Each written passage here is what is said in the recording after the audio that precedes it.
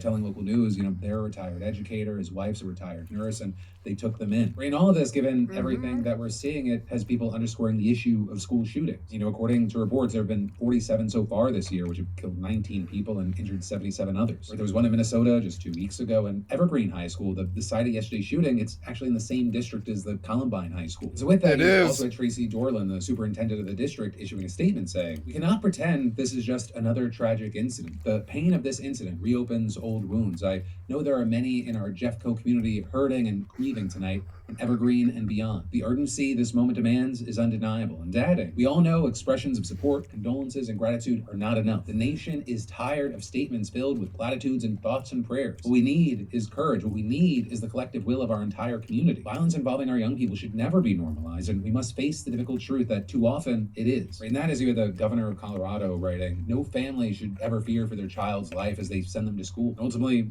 for now, that's where we are on this obviously bleak story. But the next up in the news from that, we have to talk about Trump's FBI, because these allegations and this new lawsuit are very interesting. Because this lawsuit, it comes from 3 fired senior officials who are taking FBI Director Kash Patel, Attorney General Pam Bondi, and the entire federal government to court. And this over what they called a campaign of retribution for their perceived failure to demonstrate sufficient political loyalty to the president. And this is a big deal, not only because it's the first lawsuit from former FBI agents challenging their firings, but also because it looks like it paints a certain picture of Kash Patel and his deputy director, Dan Bongino. Or because you have places like the New York Times saying it describes these right-wing influencers with far less experience than any of their predecessors as almost cartoonish figures more interested in social media or handing out oversized challenge coins and running the day-to-day operations of the nation's flagship law enforcement agency. And as far as those alleged challenge coins, apparently Patel had these large tokens minted with his own name printed on them, with the S in cash being a $sign. And according to the lawsuit, when one of the plaintiffs received this coin, he also noticed a collection of whiskey bottles and cigars on the director's desk. So with that said, let's get into the more serious accusations. Starting with the first and most senior plaintiff, Brian Driscoll, a widely respected professional who worked at the agency for 2 decades and eventually became Trump's acting FBI director before Patel got confirmed. So about that, he was actually supposed to be deputy director, with the director role going to another senior agent, Robert Kissane. But then the White House issued a public statement announcing the promotions, and it listed Kissane as deputy director and Driscoll as director, reportedly because of a clerical error. But then, apparently, instead of fixing the mistake, the White House just rolled with it, giving one of the most powerful posts in federal law enforcement to the wrong guy. Now, I will say that's something that we already knew, but what we just learned from this lawsuit is how Driscoll supposedly got selected for the role. Or with the lawsuit saying, in January, he got a call from Patel informing him that he'd soon be vetted by Trump's presidential transition team. And when he asked what that would entail, Patel allegedly responded that as long as he was not prolific on social media, did not donate to the Democratic Party, and did not vote for Kamala Harris, he'd be fine. Right? And then when the call came, he says that the man on the other end was Paul Ingracia, a then 29-year-old political appointee with 0 prior experience in the White House, DOJ, or FBI. But then, seemingly more concerning, the questions allegedly included: who did you vote for? When did you start supporting President Trump? Have you voted for a Democrat in the last 5 elections?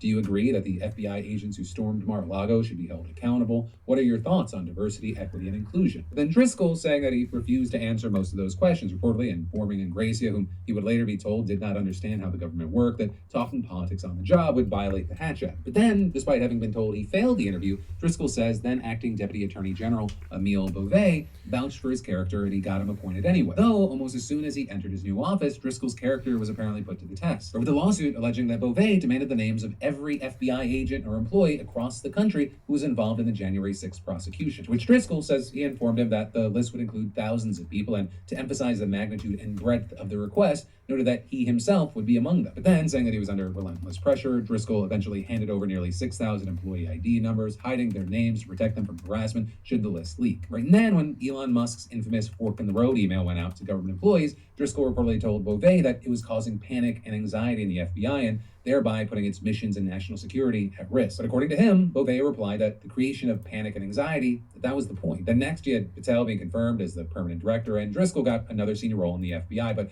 he still got into hot water with the administration, or with officials allegedly pressuring him to fire a pilot who flew the FBI's private plane because he was involved in the raid of Mar-a-Lago, among others. And then allegedly, when Driscoll pushed back, Patel said they, meaning the White House, had directed him to fire anyone who they identified as having worked on a criminal investigation against President Donald J. Trump. With the lawsuit then continuing, when Driscoll explained that firing people based on case assignments would be in direct violation of internal FBI processes, Patel said that he understood that and he knew the nature of the summary firings were likely illegal and that he could be sued and later deposed. But he then allegedly added, he had to fire people his superiors told him to fire because his ability to keep his own job depended on it. With him explaining that, quote, there was nothing he or Driscoll could do to stop these or any other firings because, and here the suit quotes Patel, the FBI tried to put the president in jail and he hasn't forgotten it. And not long after, you had Driscoll fired for good, right? But then the next plaintiff is Stephen Jensen, who is the head of the FBI's Washington field office. Well, he tells a story about Dan Bongino that is bizarre. Or with Jensen saying that it started when the deputy director called him into his office, at which point Jensen recalls, Bongino looked as if he had not slept for several days. He seemed extremely anxious and agitated. And saying that when Jensen asked what was wrong, he says Bongino told him that he found classified documents from the Russian collusion probe next to burn bags, to which Jensen said he informed him that using burn bags are standard practice for investigations closed or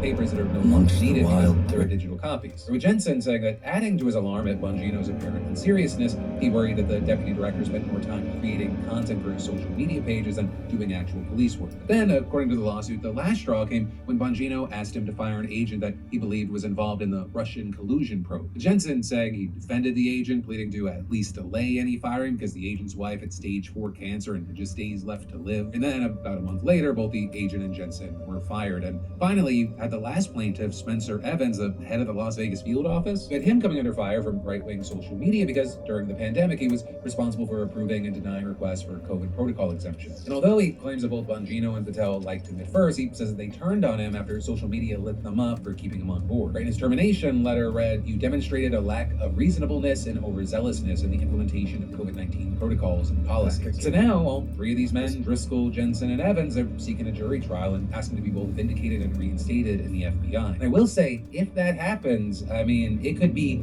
quite the ordeal because many of the people named in the suit might be forced to testify. Then, I'll say, shifting gears from that, there's also other news we should talk about today. Starting with that you had Republicans in the Senate voting to block a proposal from Senator Chuck Schumer to release the Epstein files. And that because you had Schumer proposing an amendment to the annual defense policy bill that was being hashed out in Congress. What we ended up getting was the Senate voting 51 to 49 to table the measure with only two Republicans, Josh Hawley and Rand Paul, voting alongside Democrats. I'll say that, while ultimately it failed, it's still significant because it brought the Epstein battle to the Senate, which, unlike the House, has largely been able to avoid the fight. Though I will say, with that, you had Schumer making it clear to his Republican colleagues that they won't be able to get out of this so easily, saying, if Republicans vote no, you'll be saying to the American people that they should not see the Epstein files. I ask my Republican colleagues, after all those years you spent calling for accountability, for transparency, for getting to the bottom of these awful crimes, why won't you vote yes? But then also, with this, we've got to talk about how things are heating up in the House, with Representatives Thomas Massey and Ro Khanna gaining steam with their bill to release the files. Because those two, you've had them circulating a discharge petition, which would allow them to skirt around leadership and force a floor vote on the measure as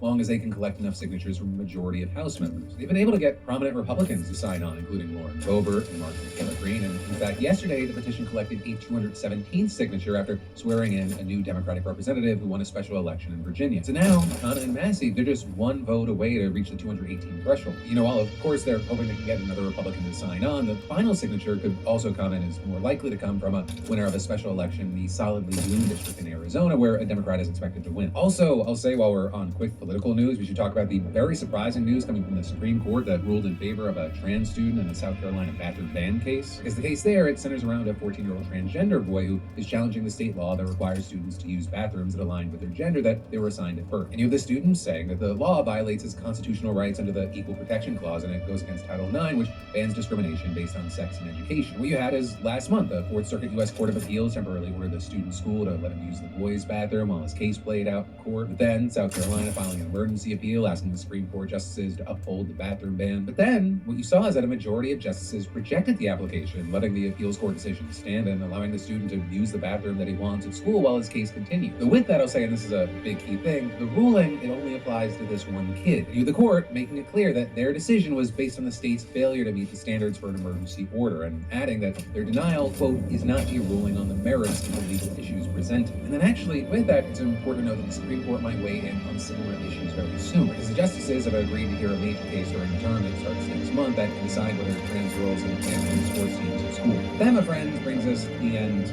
of today's show. Though I will say, if you're especially interested in the international news that we often cover, just an hour ago, we got a brand new episode of my podcast. This week, I have the rest of us to talk about Israel, Gaza, Russia, Ukraine, China. There's a lot.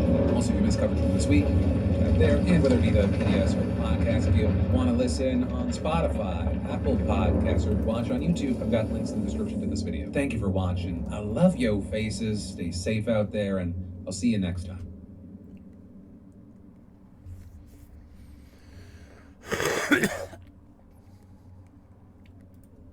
This is horrible, but Trump and the Supreme Court are really making America great again for racism. Now the feds can just pull you over for looking Latino. Sorry, brown people, you should have just chosen not to look brown. I'm out of words other than disgusting and furious. The upshot is that we're going to be living in a world where masked federal agents can go around asking papers, please, to anyone at any time. Well, not anyone, just people that don't look white, speak a different language, or live in certain neighborhoods. And again, the only words I have are disgusting and furious. In a recent shadow docket order, the kind where the court doesn't explain itself or really provide any reasoning whatsoever on an emergency motion, the Supreme Court signed off, at least temporarily, on ICE's ability to racially profile all Latinos. According to Justice Kavanaugh, who wrote separately, if you look Latino and you're sitting at the bus stop, that's reasonable suspicion to be questioned, detained, and maybe even roughed up a little bit. That's just the price of having effective immigration enforcement. So this means that racial profiling for immigration enforcement is legal until a crucial case can make its way through the Supreme Court, which can take months and years. Until then, ICE can now fully resume its campaign of terror in Los Angeles and elsewhere, basically unrestrained. And worse, this shadow docket ruling signals that the court has already made up its mind to rule against the case on the merits when and if it makes its way to the Supreme Court. And as several people pointed out, if you've been keeping track of the recent Supreme Court holdings, apparently race and ethnicity are not constitutionally approved factors if you're considering who to admit to college, but they are constitutionally approved factors when you're considering who to stop and detain on the street. So now the Trump administration has all the time they could ever hope for to radically scale up their racially targeted persecution of ethnic minorities. But here's the background. In June of 2025, the Trump administration launched a shock and awe deportation campaign of unprecedented scale across Southern California. ICE agents began raiding Home Depots, car washes, farms, garment factories, bus stops, churches, and even swap meets, aiming to get their 3,000 deportations per day as Stephen Miller had ordered. The ICE raids reportedly terrified the many Latino residents of LA, some of whom were citizens of the United States, and they reported that they were afraid to go to work, school, or even to the grocery store. School attendance dropped notably, and industries like construction and healthcare reported significant negative workforce impacts. Heavily armed, masked, unidentified agents detained and handcuffed people, including U.S. citizens, dragged them into vehicles and hauled them off to detention centers that lack even basic humanitarian amenities. They chased people down, sometimes even beating them up. Once they were detained, some people were denied necessary medical care and medications, denied the right to speak to their attorneys, and even denied food and water. But on the morning of June 18, 2025, Jorge Hernandez Viramontes was working at a car wash when agents arrived. They questioned him, and despite his insistence that he was a citizen and the fact that he provided them with an ID, shoved him into a vehicle and drove away. They eventually returned him to his worksite without an apology. They then raided the car wash again shortly thereafter. Another U.S. citizen, Jason Gavidia, was working at a tow yard when an armed masked agent arrived and demanded to know what hospital he was born in. When he couldn't answer that, they shoved him up against a metal fence, twisted his arm, and confiscated his phone. When he told them that he was an American and offered his real ID, they confiscated that and never returned it. That same week, 3 non-citizens, Pedro Vasquez Perdomo, Isaac Villegas Molina, and Carlos Osorto, were waiting to catch the bus for work. 4 cars pulled up and a swarm of masked, heavily armed agents jumped out. The agents didn't identify themselves, offer any explanation, or even demand identification from the 3 men. They simply snatched them up and hauled them to B18, a basement detention center in downtown LA. While detained in Los Angeles, Pedro, Isaac, and Carlos filed suit, along with Jason, Jorge, and several other organizational plaintiffs. Now, before we break down the lawsuits they filed, I want to take a quick moment to thank Incogni for sponsoring this video. Incogni has been a longtime supporter of independent journalism, and they care deeply about giving people easy-to-use tools to keep their personal information private online, which can be pretty useful for pretty obvious reasons. And because data brokers vacuum up your personal data, including identifying information like home addresses and phone numbers from all corners of the internet, and sell it to anyone who wants to buy it. But you can fight back and take control of your personal data by signing up for today's sponsor, Incogni. Incogni removes your personal data from online data brokers by searching the internet, reaching out directly on your behalf, and forcing them to take your personal info down. If these data brokers resist, Incogni will take care of that too, because Incogni fights back. These data brokers are the reason why in the US you can search your name and find a bunch of websites that will give anyone your home address, phone number, and extensive history. It's shocking just how easy it is to find all this information. It also might be why you're getting so many spam calls lately or even had your identity stolen. Now, I've been using Incogni for years, and in that time you can see I've been on hundreds of lists, some of which had a high sensitivity score, meaning the broker had tons of data on me. Luckily, Incogni has completed hundreds of takedowns for me over the years. Now, I could never do this myself, so thank you to Incogni for saving me weeks of work and adding me to over 40 suppression lists. And Incogni will continue to conduct ongoing removals because even if the broker removes your data once, they can collect it and publish it again. So if online privacy is important to you, give Incogni a try. If you click on the link that's on screen or down below, you can try Incogni risk-free for 30 days with a 60% off discount and get a full refund if you're not into it. But if you do decide to keep it, you'll still get the exclusive 60% off discount so long as you use my link or the code LegalEagle, all one word, at checkout. So sign up for Incogni or I'll see you in court. But back to the lawsuit in question. In the lawsuit filed by the 3 non-citizens in Los Angeles, plaintiffs claimed that by stopping and detaining them without cause, the government had violated their 4th and 5th Amendment rights and several statutes. They asked the judge for a temporary restraining order, temporarily forbidding the government from continuing to question, detain, and abduct people the way that they had been while the case proceeded. But the legal filings revealed that the Trump administration's officers were openly using 4 controversial factors to stop and detain people. Because remember, you need reasonable suspicion to detain people. And those were race and ethnicity, speaking in Spanish or accented English, being at a particular location like a work site, or holding a particular kind of job. And I can't believe I have to say this, but none of those things, either in isolation or together, are illegal in any way. But according to the administration, because there are so many Latino people who are undocumented, and because they often work at places like car washes and construction sites, these factors are enough to justify being seized, questioned, and even detained. So basically, all 4 factors collapse into one. Do you look Latino? The judge considered whether these factors could be used to evaluate whether a person should be stopped, questioned, and detained. Now, under the 4th Amendment, if an officer through physical force or show of authority restrains an individual's liberty, causing a reasonable person to believe they're not free to leave, a seizure has occurred. And the district court found that the named plaintiffs had clearly been seized by the government. The court went on to assess whether that seizure was reasonable. Now, in an immigration context, officers don't need probable cause to seize anyone. They only need a reasonable suspicion, which is a pretty low standard. Still, in order to meet that standard, officers have to identify, quote, specific articulable facts together with a rational inference from those facts that reasonably warrant suspicion that the persons stopped are non-citizens who may be in the country illegally. They must look at the totality of the circumstances and find that there is a reasonable suspicion that a particular person being stopped has committed or is about to commit a crime. And the judge held that those 4 factors were not a permissible basis for reasonable suspicion. She cited case law that established that Hispanic appearance and speaking another language are of too little probative value to be considered as relevant factors. And then she issued a targeted injunction that barred the government from using the following 4 factors as a basis for detaining people. 1, apparent race or ethnicity. 2, speaking Spanish or speaking English with an accent. 3, presence at a particular location such as bus stop, car wash, tow yard, day labor or pickup site, agricultural site, etc. Or 4, the type of work one does. Now, the Trump administration asked the 9th Circuit Court of Appeals to stay the judge's order, and when the 9th Circuit declined to do this, the Trump administration appealed to the Supreme Court, where they found a predictably friendly audience. So the Trump administration opened its application for a stay of the lower court's injunction by arguing that the plaintiffs didn't even have standing to ask the court for an injunction. And not surprisingly, the administration relied on an incredibly controversial 1983 case called Los Angeles versus Lyons, which involved a man who was pulled over by the LAPD and then placed in a chokehold. Lyons sued the city for damages, but asked the court to issue an injunction barring the LAPD from using chokeholds in the future. And Lyons argued that the LAPD officers were routinely using chokeholds even when there was no real danger, injuring many people. And because of that pattern, he feared any future encounter with police could leave him choked again, and his constitutional rights would be at risk.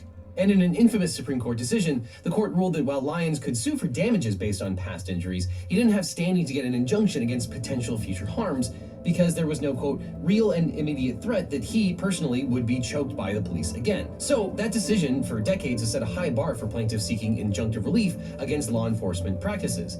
Past harm isn't enough. You have to show that you are likely to be harmed in the same way again. And that is obviously a highly subjective question, subject to the will of whatever judge you end up before. And the Trump administration likened Lyons to the present case, finding that the plaintiffs couldn't really prove that out of the 20 million residents of the Central District of California, they personally would be detained again based on the same factors. But as a baseline, getting the state or federal government to not use practices that blatantly violate the Constitution, and particularly the 4th Amendment, is a pretty hard thing to do. But additionally, the Trump administration argued in the LA case that even if the plaintiffs do have standing, they shouldn't qualify for a temporary restraining order because they can't show a likelihood of success on the merits. The Trump administration argued that existing case law allows officers to weigh many factors when establishing reasonable suspicion, including where someone is, how they act, what language they speak, and even what ethnicity they are. And none of those traits are sufficient in and of themselves, but they can be used in combination to establish reasonable suspicion. Which is true as far as it goes, but when the only factors you're using are tantamount to, is the person Latino, I don't know, that seems like a problem. And according to the Trump administration, the plaintiffs aren't the ones suffering the real harm here. The government is. By issuing this injunction, the judge had denied ICE agents their divine right to run around in masks while wielding assault rifles and demanding papers from every Latino person sitting in an LA bus stop. According to the administration, and spoiler alert, the Supreme Court bought this argument, by prohibiting the administration from basing its detentions on 4 narrow factors, the judge had made it impossible for ICE to do its job. And if ICE can't racially profile people, it's basically just open border chaos. Now, we're sort of reading the tea leaves here from the Trump administration's filings because this was on the shadow docket and we don't have a reasoned opinion from the Supreme Court except for Kavanaugh's concurrence, which we'll talk about in a second, because oh boy. But according to Trump's lawyers, several of the plaintiffs had no legitimate legal interest because they're undocumented. And the plaintiffs who are citizens, well, the administration just claims they have to answer some basic questions and then they can be on their way. After a little arm twisting, body slamming, confiscation of personal property, and interrogation, of course. But on September 8th, the majority of the court granted the stay, meaning it removed the temporary restraining order, and Justice Kavanaugh wrote a concurrence siding with the Trump administration on pretty much everything. And Justices Kagan and Jackson joined a dissent that was authored by Justice Sotomayor. So let's talk about what the Supreme Court said. Now, an important note, since none of the 6 justices in the majority joined Justice Kavanaugh in his concurrence, it's impossible to tell what part of his legal analysis any of the conservative justices agreed with. We only know that the majority agreed that for some reason a stay should be granted. But it is important to look at what Justice Kavanaugh said because, oh boy. But Justice Kavanaugh concluded that under LA versus Lyons, the plaintiffs likely don't have Article 3 standing to get an injunction. He said that, quote, plaintiffs have no good basis to believe that law enforcement will unlawfully stop them in the future based on the prohibited factors. But as Justice Sotomayor points out in her dissent, Lyons is factually distinct from the case in several important ways. First, Lyons was the victim of a chokehold, which was an act that was officially prohibited by the LAPD. So the officers who wronged him were acting in violation of official policy, which makes it far less likely that he would ever be subjected to the same act again. In contrast, the Trump administration has admitted that it has an official policy that allows officers to use the 4 prohibited factors when assessing reasonable suspicion. So it's much more likely that one of the plaintiffs would be subjected to the same wrongful interrogation and even detention again. A policy violation, at least theoretically, is a one-off. Maybe not in the LAPD, but theoretically, it should only happen sparingly. An official policy endorsing a particular law enforcement action pretty much guarantees that it's going to happen again. And plaintiffs are also likely to return to the same locations again because that's where they work and live. And the Trump administration has indicated that it plans to target the same locations repeatedly and did in fact target the car wash where Jorge worked several times. Still, it's Justice Kavanaugh. His analogy to the Lyons case was pretty much just positive on the standing issue, which will probably make it more difficult for anyone to get an injunction challenging law enforcement policy going forward. But Justice Kavanaugh then moved on to an assessment of the merits of plaintiff's case. Here, too, he weighed in favor of the government, holding that under the case law that we previously talked about, the government was permitted to consider those 4 prohibited factors when determining reasonable suspicion. And Justice Kavanaugh wholesale adopted the Trump administration's unsupported claims that 10% of the people in the LA area are undocumented immigrants. Which, by the way, is just bonkers. There's 20 million people in Los Angeles. This doesn't mean that there's 2 million undocumented immigrants in Los Angeles. That's insane. But in his opinion, this justifies vigorous immigration enforcement and even creates an inherent heightened level of suspicion, especially as it relates to Latinos who dare to go to risky places like bus stops or Home Depot. Justice Kavanaugh found that while ethnicity alone isn't enough to create reasonable suspicion, it can be, quote, a relevant factor. This, to him, is just, quote, common sense.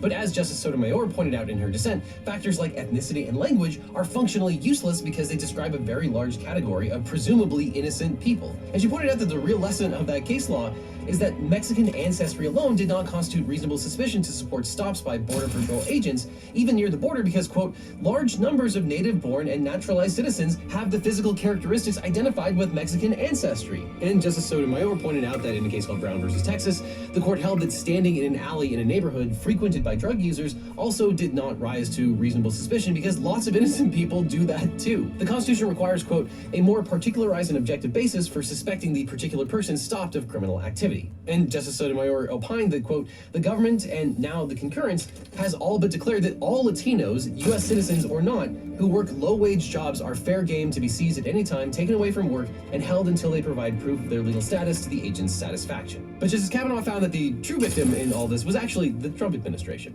He held that the irreparable harm prong of the TRO standard weighed in favor of the government, which was suffering the grievous injury of not being able to do whatever it wants to whomever it wants, whenever it wants, in the context of immigration enforcement. As Justice Kavanaugh reasoned, if the trial court's order were permitted to stand, ICE couldn't move forward with its plans to deport people en masse, and ICE officers might even be held in contempt for questioning and detaining people based on race and ethnicity.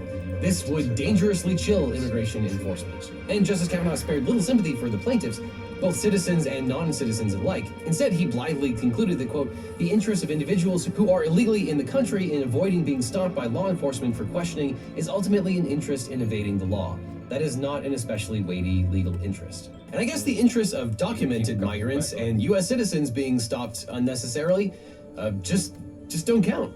And not for nothing, here's a description from the trial court of the conditions of B-18, the detention center where the plaintiffs were being held when they filed this case. Quote, B-18 does not have beds, showers, or medical facilities. Individuals are being kept in small windowless rooms with dozens or more other detainees in cramped quarters. Some rooms are so cramped that detainees cannot sit, let alone lie down for hours at a time. Detainees are also routinely deprived of food, and some have not... No former prisoner would ever have access to the military technology of the great houses.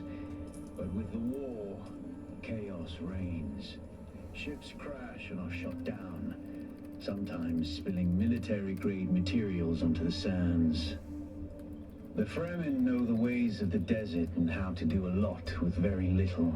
The Imperium, on the other hand, have infinite resources and the production capacity of countless worlds. Plunder them, off-worlder. There is a shipwreck near here.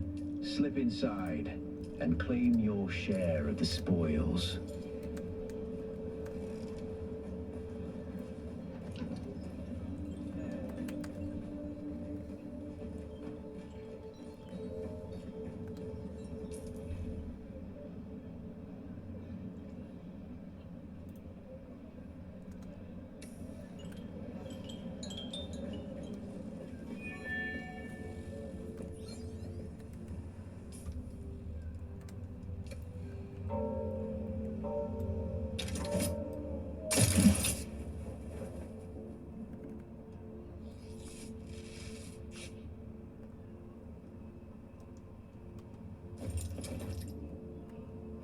Oh, kitty?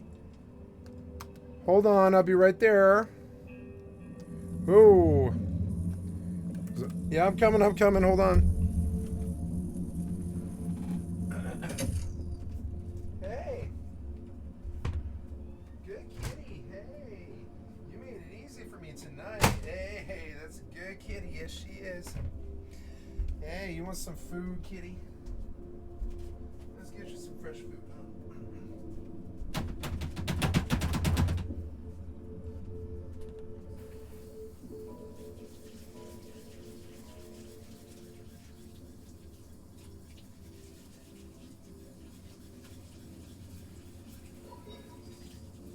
Oh, it's good to see you, kitty. I love you.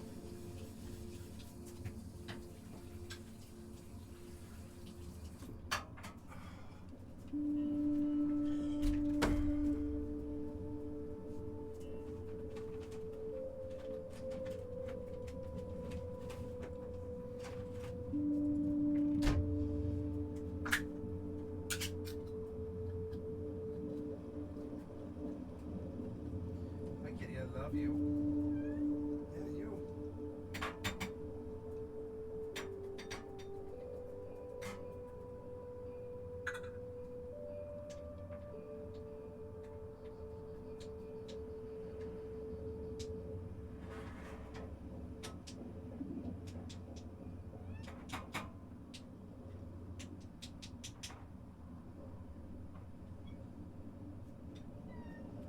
Yeah. Hold on. All right. Here you go, Miss Bossy. There you go.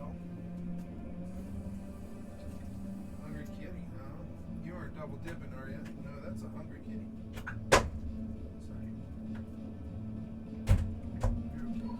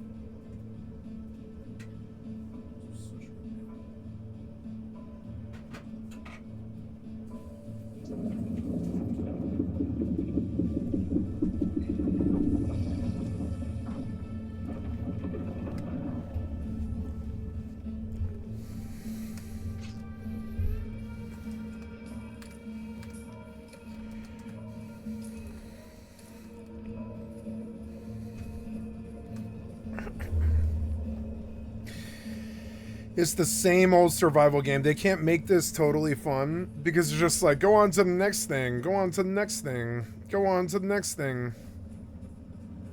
And that's good, but I don't know, it needs a little bit deeper, like, EVE Online systems to it, or it doesn't do so well. I think No Man's Sky is better than this game.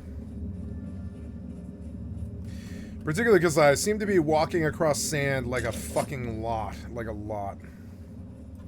I don't really see walking around dunes as being that good of a gameplay, but I don't know.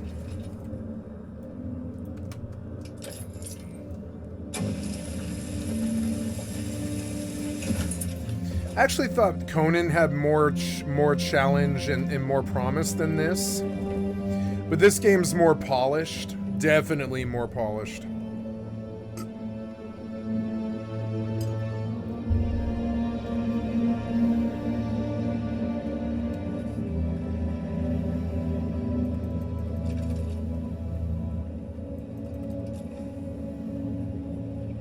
I should hit all this copper since I'm here.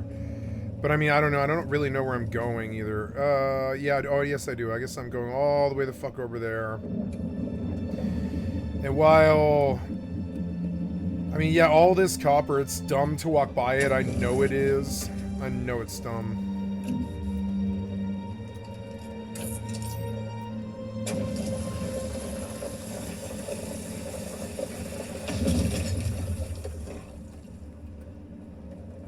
You know what game this game reminds me of a lot is Horizon Forbidden West. And that, like, while that's an amazing game, it doesn't really have bullet drop because it's not really a deep game. It doesn't have arrow drop. It's not really that deep of a game. This game reminds me of Horizon Forbidden West quite a bit for some reason. I wouldn't say that's bad. It's just an indicator.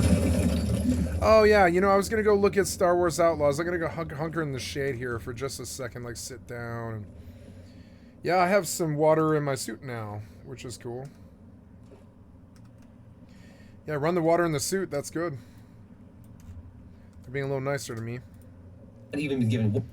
I want to watch a Star Wars Outlaws review. Hey, kitty. How are you?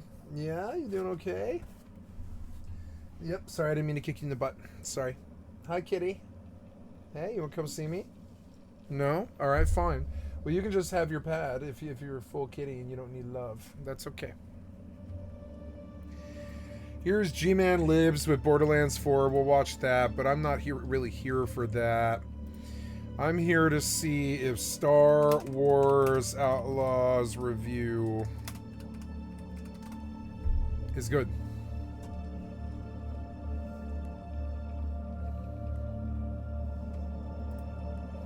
It's been a year since the release of Star Wars Outlaws, and I wanted to revisit the game to see where it stands today. See, back in August of 2024, Outlaws released to a pretty solid critical reception, netting what? I heard Outlaws sucked. 75 across the industry. Regardless, the reception for Outlaws was pretty mild considering the manpower Ubisoft had put behind the game, with reportedly over 600 developers working on it. In fact, the Ubisoft CEO came out not too long ago and stated that Outlaws missed its sales targets due to the fact that people are quote-unquote bored of Star Wars. Well, I played the game a while back, and I can assure you that was not the reason as to why it failed commercially, but we'll get into all that in a little bit. Regardless, Hey. it's been a year since the game's release, and I wanted to revisit the title you're and come give see my me. updated thoughts. Hey, and by the hello, end pretty of the video, kitty. you'll have a pretty good Beautiful, idea pretty as to kitty. whether or not this game is for you. If you guys enjoy these types of videos, whether it be reviews, retrospectives, and revisits, make sure you hit that subscribe button to support the love the channel. kitty. Alright, so I want to first start with one of the largest updates that Outlaws received. See, Outlaws was a really weird game when it released because of its mission design. It had these long, forced stealth missions where getting caught Yeah, didn't mean why? you had to fight your way out, but instead it meant You just mission failure. restart, Of course, yeah. this type of gameplay is pretty outdated, and it was Yeah, met fuck with a that ton worthless of piece of criticism shit for it. gameplay. It didn't even fit Ubisoft's Hi, kitty. typical approach to mission design, where they normally give the player total freedom however they wish to complete a mission. As stated, however, this was patched, and it ended up being one of the best patches they could have released. Getting caught no longer means that the mission is over. Instead, you can fight your way through or try to stealth your way out again. If you don't want to stealth, then of course you can now go in guns blazing. This sounds like a small change, but it was genuinely really needed. I sometimes wonder what the initial release scores would have looked like if the game didn't just fail you every time you got caught by an enemy. I think this was one of the Oh, it reasons worked why too, a it lot of worked. people were originally turned off by the game, and honestly, they probably have no idea that this has since been improved. Now you can go in and complete missions how you see fit. Of course, the game still recommends a stealthy approach, but that is no longer completely required. Now, in my original review of the game, I noted that I found the actual gunplay to be above average. Guns felt good to shoot, they had different weights to them and feels to them, and the impact looked great as well. It made sense though, considering the game was developed by the studio behind the Division series. On a Oh side yeah, note, that's the Division for me, people, It was huh? really strange to force that team. It into looks making a like, stealth-focused game when it looks clearly their like specialty Dino is Riders. gunplay. I still imagine a version of this game that really went all out in terms of its shooting mechanics. Regardless, today the game stands as a better version of its launch date. For example, in an update back in November of 2024, they improved the shooting mechanics by adding weak points on some of the higher health I lost half enemies. my water bar. Additionally, they even let you keep weapons that you picked up and not have to drop them if you climb a ladder or vault over something. It's funny to even mention that, but clearly the devs had a vision for the game when they were developing it, and they really limited how often they expect the player to wield a gun. There's also been more changes made to the overall combat flow, like smoother weapon switching that makes K feel less clunky during shootouts. I'm reading some of these patch notes as I go, and I'm smiling a little bit because some of these improvements are so subtle that even if you have played the game before, you probably wouldn't even notice some of these. That's an argument I'm going to make towards the closing of this video because I have a ton to say about the content of these updates. Anyway, aside from the gunplay, stealth is very much a viable and not only that, a preferred option in Outlaws. I found stealth when I played to be very serviceable, but it's really nothing out of the ordinary. Kay has the ability to sneak up and knock out enemies with a single strike, and she can use her companion Nyx to distract enemies as she makes her way from cover to cover. It's very basic stuff, and it just works. One of the very first updates that released by Ubi actually adjusted the stealth quite a bit, making you less likely to be detected while rolling, and believe me, I use the rolling mechanic quite a bit. There were other smaller updates to these stealth mechanics, mainly adjusting enemy behavior during some missions, but that's really it. In general, the whole pivot on the stealth mechanic. So, you want to hear a story, huh? I'd be right happy to. Can't believe it's been almost 6 years now since we had Borderlands 3. And it's crazy to think that that thing came out all the way back in 2019. What year is it? By the way, though, Gearbox's latest effort in the long-running looter shooter series is here with Borderlands 4. And if you've played any of these games in the past, then yeah, you already know what you're in for. This new entry doesn't really change things up all that much, so if you've been itching to jump back into that partially cel-shaded world and lose track of the amount of things you've shot at, well then, I don't think you're going to be disappointed. And in the 30-something hours I've spent with this thing, I'd say that I enjoyed most of what I experienced. Having said that too, I do realise that 30 hours is a bit of a drop in the ocean compared to the time that some people sink into these games. Either way though, if you want to know what the whole thing's about from a fair weather fan who's played every game in the series, well then, stick around.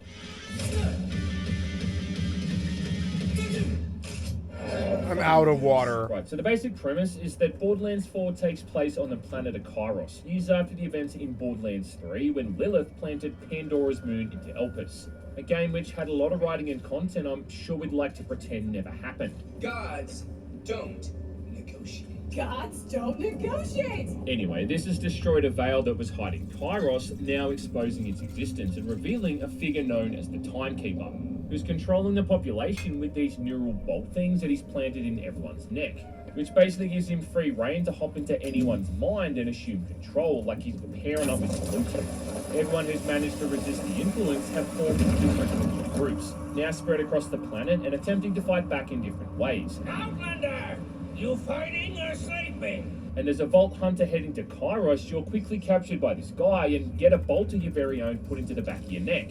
This boat is that guiding hand. Before being saved by the Crimson Resistance and then crashing on the planet. Come on, let's get out of here. Soon meeting up with the Resistance leader, who's none other than Claptrap, and then having to go around the map and rally your cause with these three different factions. But more importantly, you need to go after the Timekeeper's three lieutenants, who each control a different zone. Still working it out. You've got Idolator's Soul, there's Violetta, and then the Ripper Queen, which sounds like a great name for someone who drops their guts along. And then only by getting the 3 bolts out of each of them can you then unlock the city where the Timekeeper resides and hopefully bring down his whole empire. What is interesting about this one too is that during the cinematics, for what's the first time in the series, you actually see your character in all the cutscenes, walking around in your custom outfit and interacting with people, some of which are returning faces, which I'll try not to spoil. And I will say too that the writing in this is far less obnoxious than it's been in the past, especially when compared to Borderlands 2 and 3. I mean, it still does have a bit of goofy stuff here and there, but the amount of Claptrap content, for instance, is minimal at best. And most of the characters treat the situation seriously without making bizarre, out-of-place jokes all the time. When someone calls you on the radio, it's often just to explain what your next objective is. They don't contact you to chime in on the weather or talk about something dumb that's crossed their mind. Plus, you also get the antagonist calling you every few minutes to talk shit while he munches down on a bag of pretzels. I can tell them, buddy. Whenever electronic munches, I'll ask you for Dad. There was a glade. Those trees to jump out there? Yes, but before I was given Timekeeper's treated as a very serious threat, and he's portrayed as a pretty wild creature who's got very little regard for human life.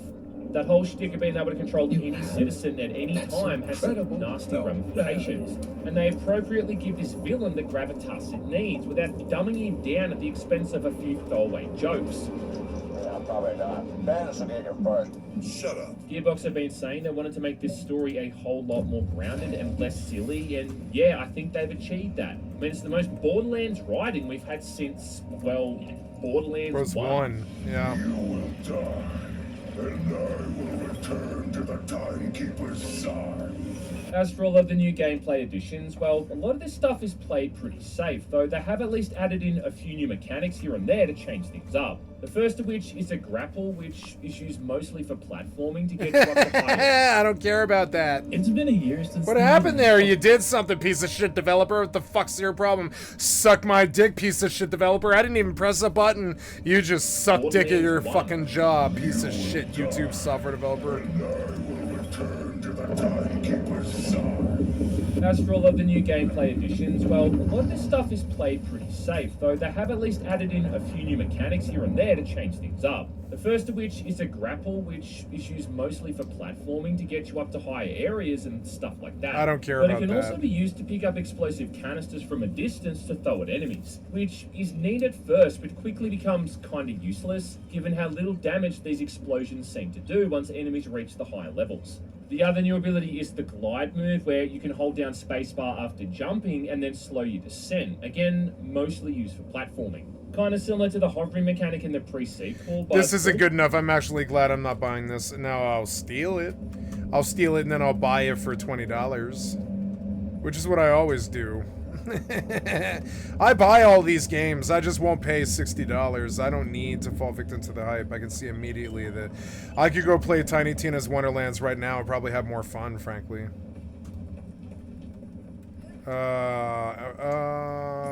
Yeah, we're going east, are we? Okay, so I want to fall a great deal of distance down there. Oh, God. Yep. So I want to chuck it down there. And just really fucking, yeah.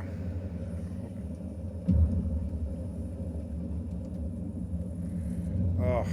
It hurt, but I got there.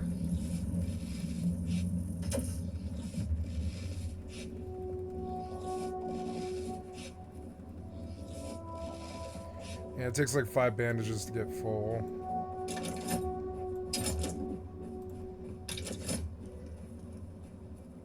I don't like their grappling hook.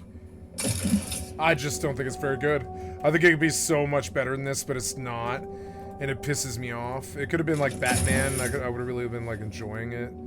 But no, their grappling hook is like a stingy grappling hook that's worse than Halo Infinite. And I think for that reason I won't buy this game. If the grappling hook was better than Halo Infinite and they gave me all this land to traverse and stuff, I would be happier, but this grappling hook sucks. Does it ever get better? I don't think it does. Let's go. I mean, I don't know, maybe. So where's the grappling hook? Oh yeah, learn that thing, yeah. Sure. Yeah, so the grappling hook, it does get better. But you have to find the advanced trainer or whatever, and it's just dumb. Like, this does get a little better, maybe a little bit better in the end. And it probably will get better. I think it gets better. They just don't want you having it, like, right at the beginning of the game. I don't like the structure of the game. It's a little too linear for how, like, to move anything forward. Like they don't really want you to just sit there at the base and farm or play the game. They want you to go down their linear path, and I feel like if I wanted to do that, I would just play World of Warcraft or whatever.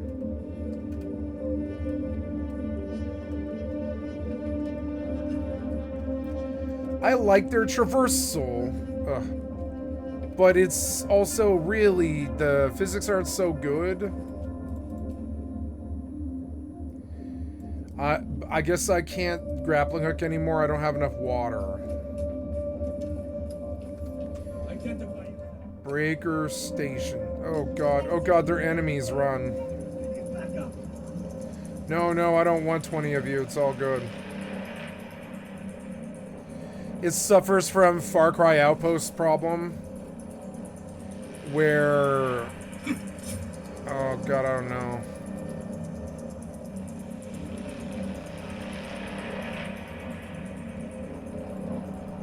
My grappling hook is like not working, and I don't know why.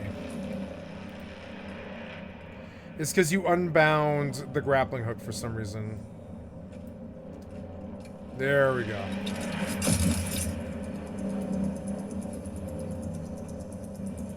Like, this game, it pretty much is Last Oasis, and that game didn't hold my attention either. And it might be a better game because it had mobile bases. This game makes you, like, place bases over and over and over again. And while I like this game, I expected it to last all weekend. And now my opinion of it has kind of dropped when I realized that most of the gameplay is just running.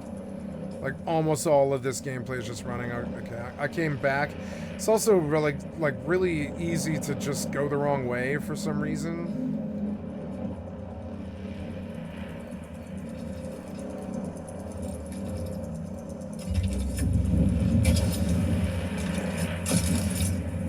What was that? I don't know.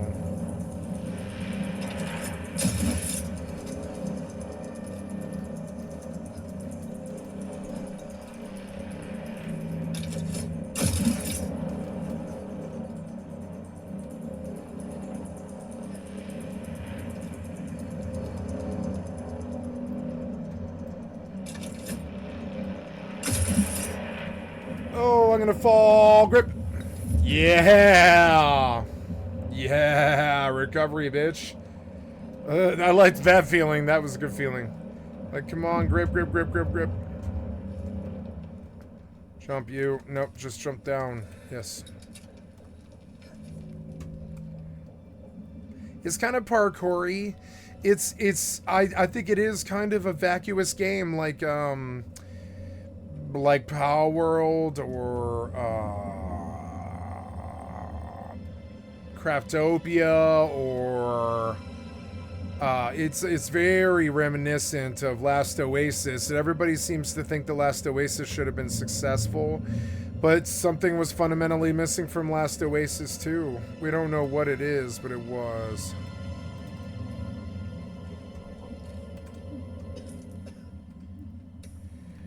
Watch me get eaten by the worm as I almost get here. It's so annoying. No, if you want to live, you have to do this. Yeah, I think. If it was nighttime, I'd be so fucked. Oh, what's that? The hell is that? Is that thing looking for me? Wow. Anyways.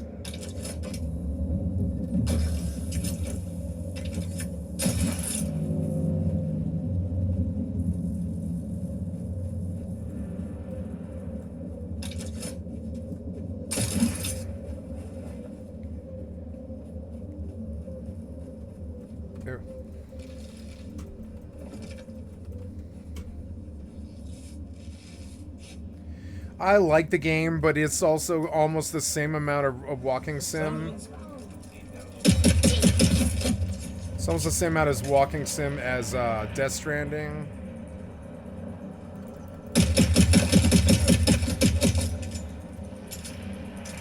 The combat, while it feels good, doesn't feel good. Like, I honestly like the No Man's Sky combat more for some reason, and it's not as good as this either.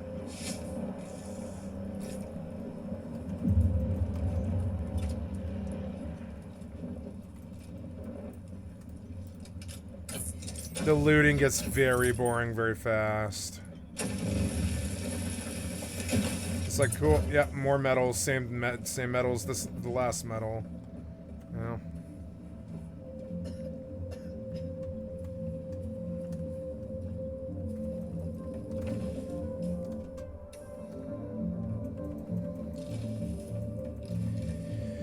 It feels like a slightly more massive Enshrouded.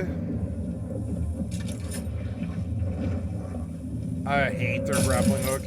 It's so fucking bad.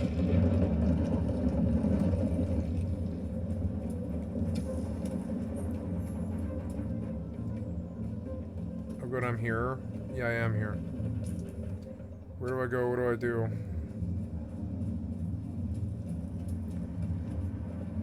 This was a lot of walking for not much. The building seems like the same building I've seen in the last 5 games.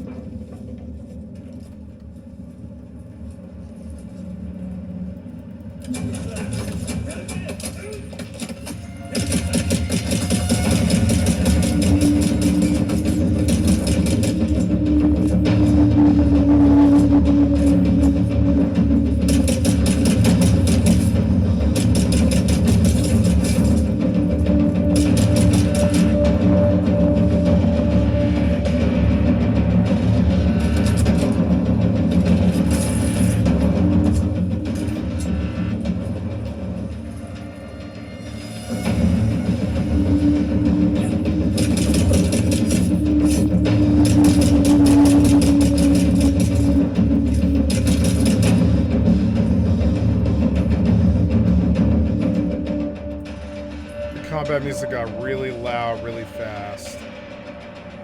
Oh, because you bumped.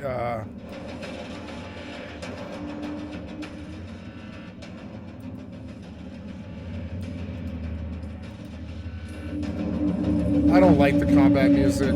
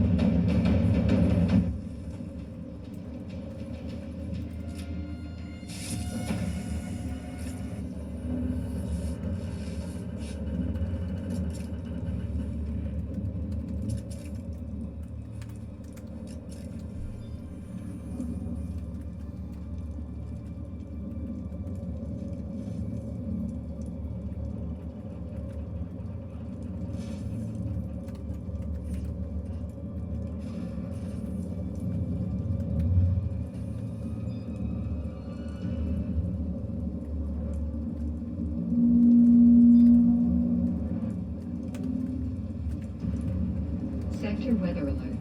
A large sandstorm is approaching.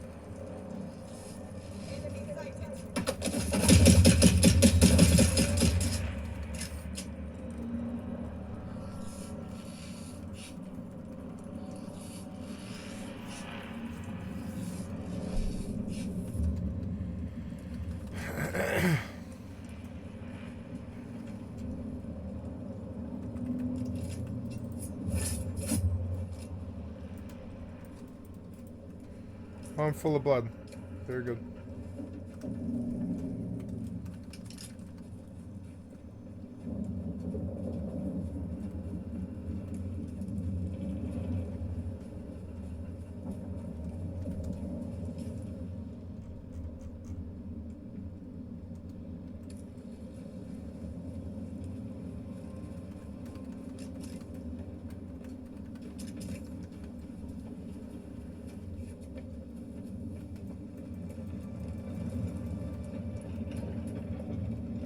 This place is so big, needlessly big.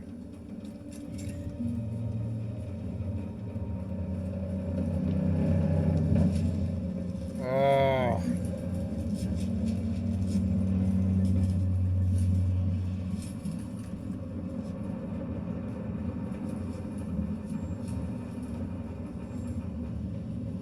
Go through the whole dungeon again because it's not that well designed.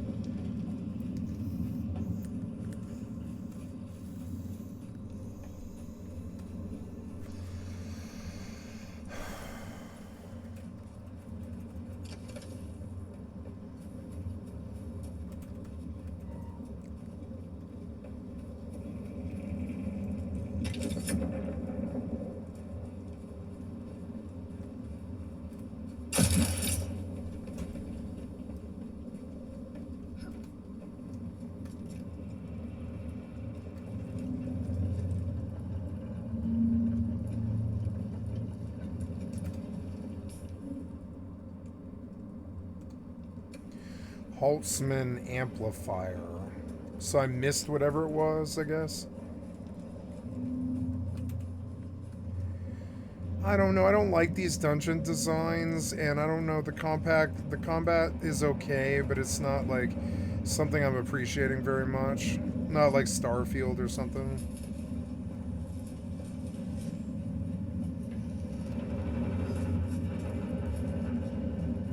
You taking me back out of here? Yeah.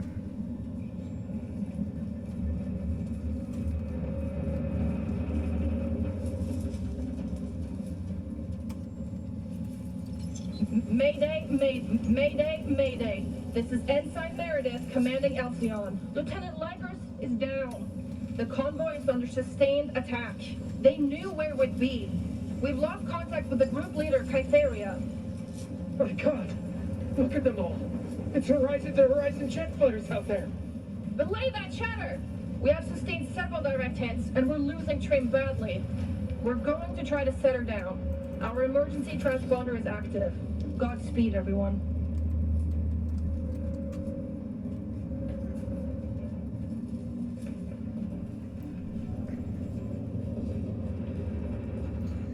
What if this game was on console? Was it on console?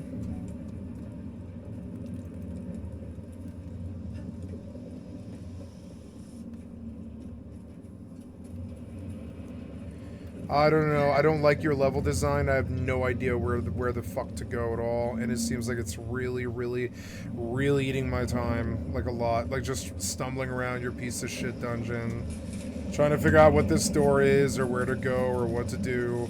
You're not giving me guidance. I don't like that when developers do this, and I'm getting close to quitting your game, even though it is free.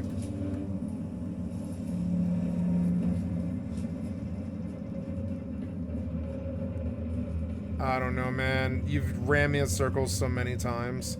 I'm just gonna get off this quest or whatever. It doesn't seem like it's important to whatever I'm doing. Travel to the shipwreck. Gather plasteel microfora fiber. Gather mechanical parts. But you're not giving me guidance to this. You're just like telling me what to do. You're playing this game of like figure it out, and I don't like that. I don't think you're a good developer.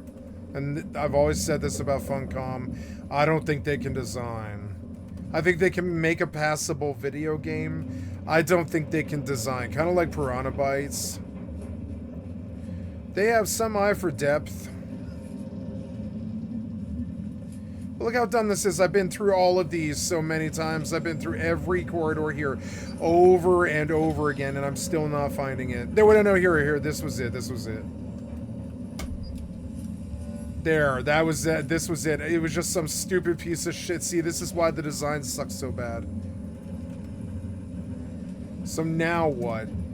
Plastisteel microflora. What is that? Plasteel microflora fiber. I don't even know. I mean, I don't know what you're talking about or what you want me to do, and it's suddenly seeming way too theme park for a fucking survival game. You're not giving me guidance either. You're just like, figure out what a plasteel microflora fiber is.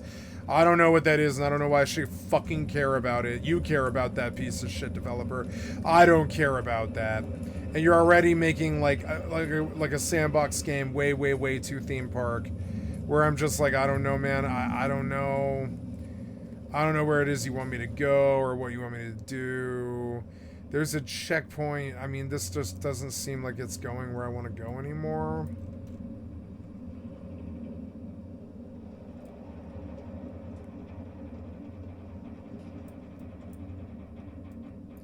I think this is just Conan Exiles reskinned with a couple of very hacky done things, like a fucking like this thing, the grappling hook. I like grappling hooks. Yeah, they are in vogue right now. But you guys can't seem to design them. I don't know why. Fortnite could. You guys can't. For some reason. After seeing the grappling hooks in Fortnite, I just don't think you guys can do it. I don't think you know how. I don't think you as developers know how to make that fucking experience work. You just never did. You're just too clueless for something like that. Now you want me to walk for like 2 hours to get home, and I'm probably just gonna stop playing your game now. As sad as that is. Yep, I'm gonna hunker in this fucking shadow with no water and nothing left. I can see death coming, and I'm just not really very happy about that. And I'm just like, I don't know, man, before I look bad on stream, because your game is fucking terrible, I'm just gonna get off it, probably. You know? It was a good game. I played it for a while. I gave it its fair shake for like 4 hours. I don't think so. Yeah, I mean, like I don't think I'm gonna buy this game. No, even at $40, I still wouldn't buy it. I don't think. I don't think you made a good game. I'm terribly sorry. It's weird. Like, it just soured on me so quick. I was just like, I don't know. It was good there for a while. You seemed like you had your finger on some good survival gameplay. Then it just became about go from point A to point B, figure out what the piece of shit developer wants from the theme park fucking experience that they forced you through. And at that point, I'm just like, nah, fuck you. Like, at that point, I think Nightingale is a better game, because at least they don't tell you what to do. They don't tell you where to go. They open up like 60 points at point of interest, and they're just like, have fun. Like, I don't like games that are like, go to the purple thing. You know, go to the purple thing. Go to the purple thing. Okay, I did, motherfucker. Now I'm here, and you still aren't telling me what the fuck to do. I'm stumbling around some piece of shit, badly designed dungeon, and I know Funcom can't design games. You know, like I know, because I've got like 4 Funcom games on my Steam list, and I can't stand any of them. And this is no different. It was no different. It was like something about that experience just isn't even as good as No Man's Sky. There wasn't a fun jetpack game. There's not some cool ship that can take you somewhere. It's not a true sci-fi experience. It's actually really grounded, linear, fucking shitty experience with like some good traversal. But that was it. And I wouldn't say good either, because the fucking, I don't know, the Shigawire, not everybody's going to want to use that. And at that point, you just don't really have, like, real traversal. It's weird. It's like the game was wishy-washy and badly conceptualized. I'm just struggling with it a little bit. Is he fighting that fucking cat? If he is, I'll go get that cat.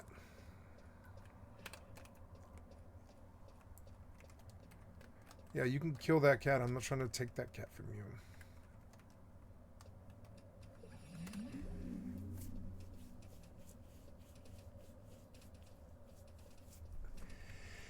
In the back of my mind, I'm getting stuck on an idea that I am horribly addicted to survival games, and Rust is still my favorite version of it, which is so dumb.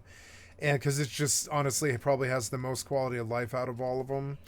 And I don't want to play Rust and like survival. I like survival, but it's hard to find a main in survival that you can play every single day.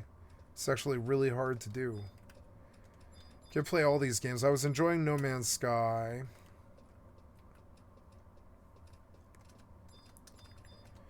I have to go water the garden now, which is so annoying. I forgot about this, but I do. I've got to go water the fucking garden now.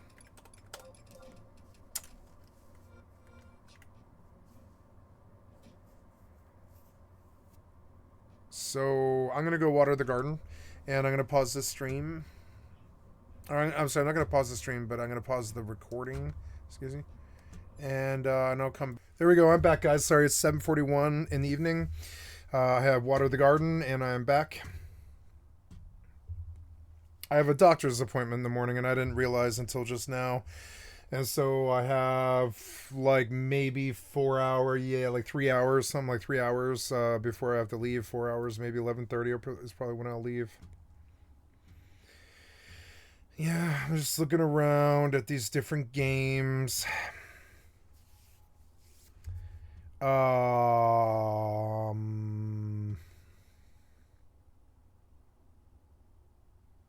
Yeah, I'll play some No Man's Sky, but I'll keep the music off, I think.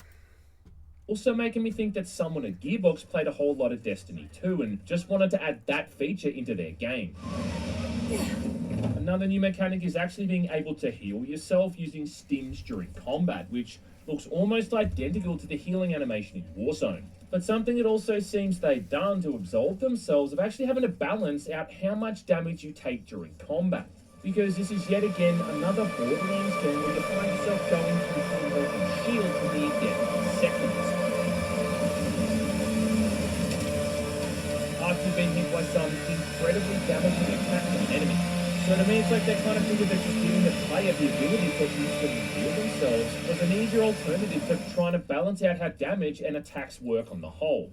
We also need to talk about this new bike thing you get called the Digi-Runner, which is a vehicle you can summon in at any time with the press of a button, removing the need to walk to the local catch-a-ride station. And yeah, let me think, man, where have I seen that before? A game that lets you summon in a hover bike. May this vehicle find grace. Then the final new mechanic they've added in are some of these new ordnance weapons, which share a slot with the grenades. And now instead of just throwing out grenades... I don't think this looks as good as Tiny Tina's Wonderlands now that I see it. Just being honest.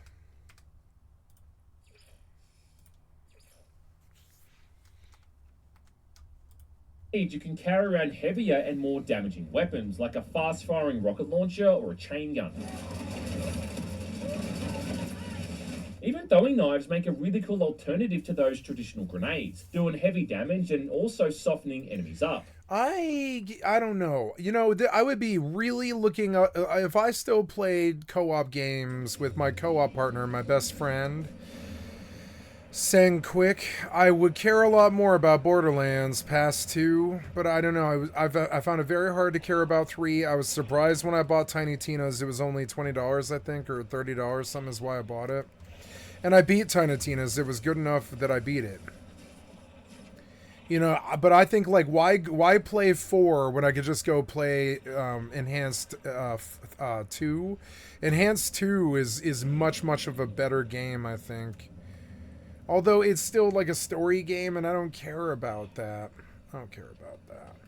I need to manufacture resources here. This game steals so much of your time that it's like daunting to me. I'm like, oh my god, this game, just refining is gonna take so long. Fuel supply, pure ferrite, or ferrite dust, excuse me, ferrite dust.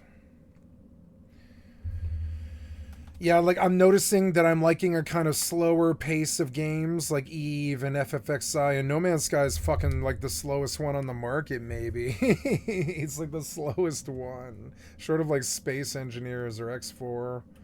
I don't know, Starfield. I can't play Starfield every day. which is also sort of problematic. It's like I could spend money on mods to renew my interest, but I also know what the game is now, and I know that while there is 1,200 planets, there's no real reason to go to them all. It's all the same Bethesda planet. That seemed loud to me, like the suit voice seemed loud to me for some reason. Yeah, the vocals went higher, and I think they should be at 40.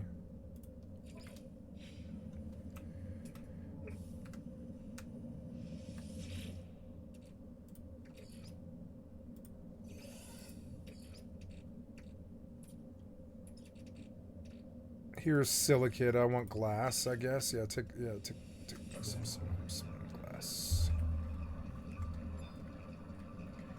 I will take a Tarama. I will use it. Ah, you're not doing anything. You're so annoying. Do something.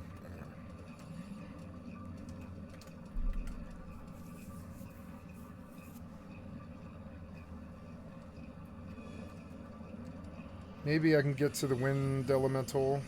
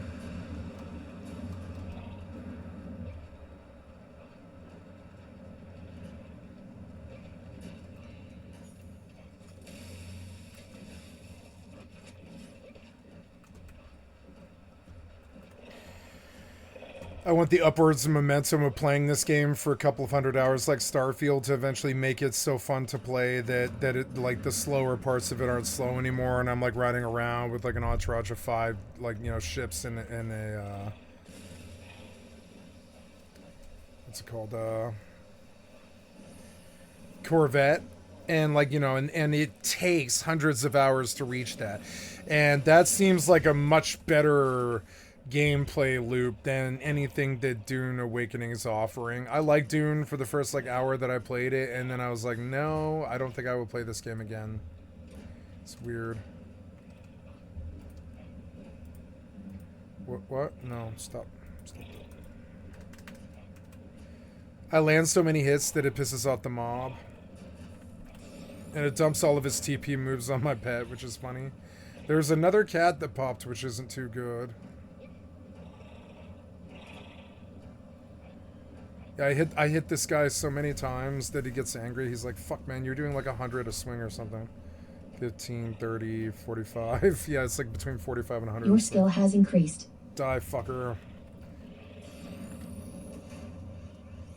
Okay. Sit. And we'll get full. I want that gold. Like, wasn't there more gold around me? I must have got it all, huh? Or it's like a single. I mean, it's multiplayer in that when you go to the station, there's like other players. But when you're down on the planet, I think it's like basically single player unless another multiplayer guy like happens to come on your planet. Other than that, it's like pretty much single player. It handles itself like that. I don't think. I mean, how long does it take resources to respawn? Let's see. No Man's Sky. How long does it take resources to respawn?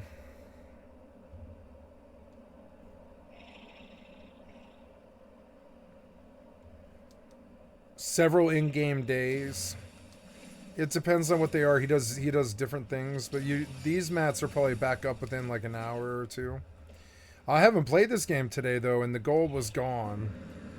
So maybe you actually have to be in the game for the time to pass. I don't know.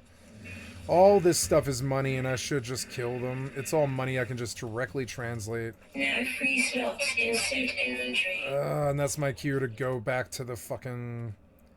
Yeah, go back to the fucking thing. I have so much carbon. I should, like, condense it all. I have, like, hours of sitting in at this resource recycler. And that's okay, but it's like sort of weird. It's like for a single player game, I don't know. Technology Oh, I'm not dying, am I? No.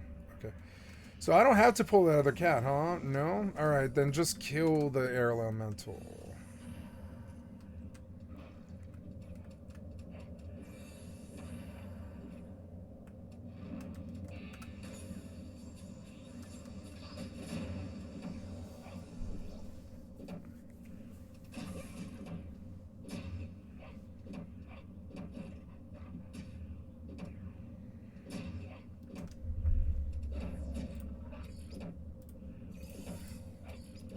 So now we have like a lot of carbon.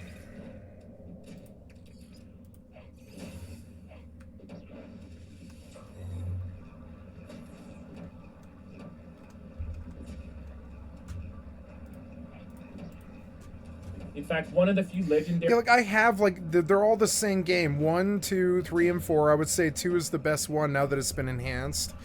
It doesn't have all the stuff that 3 has, and 3 doesn't have all the stuff that 4 has, and 4 doesn't have all the stuff that Tiny Tina's Wonderlands has, and Wonderlands has almost all of it, and it's weird, and I like Tiny Tina's Wonderlands. If I were to play a Borderlands game, it would be Wonderlands, and I would just keep playing it, because that game is good. You have a cool pet, the game's pretty, it plays well, it doesn't have any performance things like the new one.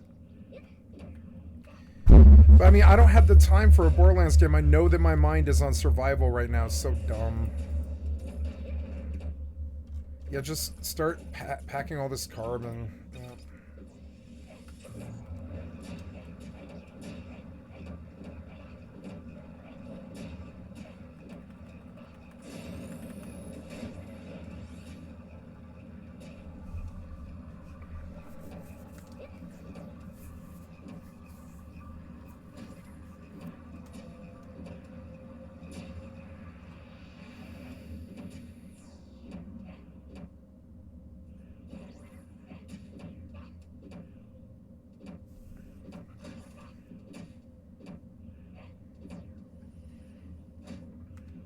What was that sound? Oh, he's like charming.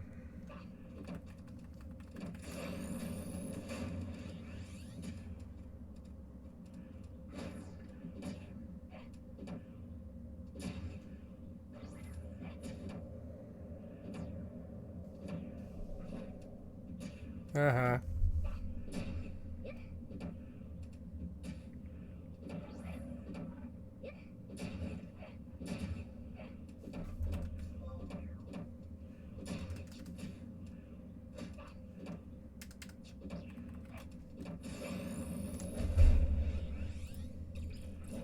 See, this game's pace fits me better.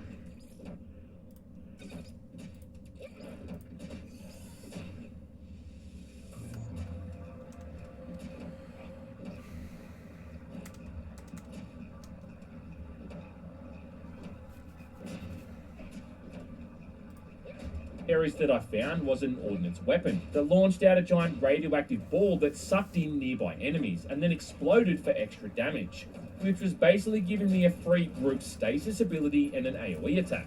But the biggest change that Borderlands 4 makes is that instead of it being split up into dozens of different zones, it all largely takes place on one giant map. This huge, expansive and explorable chunk of Kairos. Which, yeah, sounds good in some ways, in the sense that you can really forge your own path through the world. But then it also somehow feels like you're getting less variety overall. I mean, if we're comparing this to Borderlands 2, which I think is fair considering it's widely agreed upon to be the best game in the series, like considering that instance, how you had 30 to 40 something different areas you got to go through. You had Liesberg, the Dust, Bloodshot Stronghold, and then the massive city of Sanctuary among a whole bunch of others. Not to mention the music by Jesper Kid really helped to differentiate each of those areas and make them a lot more unique and memorable. Borderlands 4, on the other hand, has like 4. You've got the Fade Fields, Terminus Range, Carcadia Burn, and then the Timekeeper city named Dominion, with you spending the least time in the latter. And while you do get some one-off environments for boss fights and a couple of other missions, 99% of the game is spent moving around one of those main 3. In the old games, you'd head to one of the main hubs, you'd chat to a bunch of NPCs, and then head off on your merry way, out there into the world to complete the main and side missions you'd just picked up. It was a simple formula that all of the hub areas used for the entirety of the campaign, but it worked well, because it was structured so you could bulk up on all the missions in one spot, and then come back and turn them all in again. Yeah, but the game wasn't that good from Now, a though, shooter it's just perspective. this giant amorphous map that has no real flow, with missions and settlements all over the place, along with random open world gimmicks added in as well, like safe houses you can claim for. Yeah, I thought Tiny Tina Tina Wonderlands had more replayability because it is mostly RNG based, and it just puts these like little missions in that you have to beat. You don't have to go into a dungeon and spend like 45 minutes in there getting lost. You just beat the little like 50 mob dungeon that pops when you roll bad or whatever. I thought Wonderlands was the I don't know, the peak of Borderlands. The only thing that makes 2 good is its story. It was a higher end story for a shooter, you know.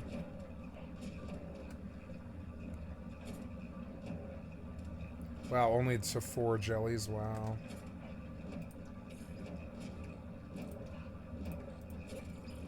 Technology recharge.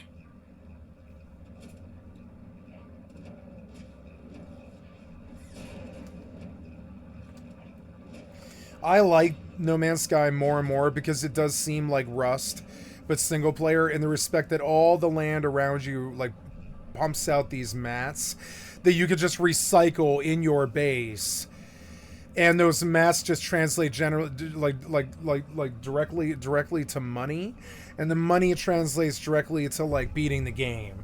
And then the nanites are slow, but you can probably speed up that process. Oh, my Tarama woke. Nice.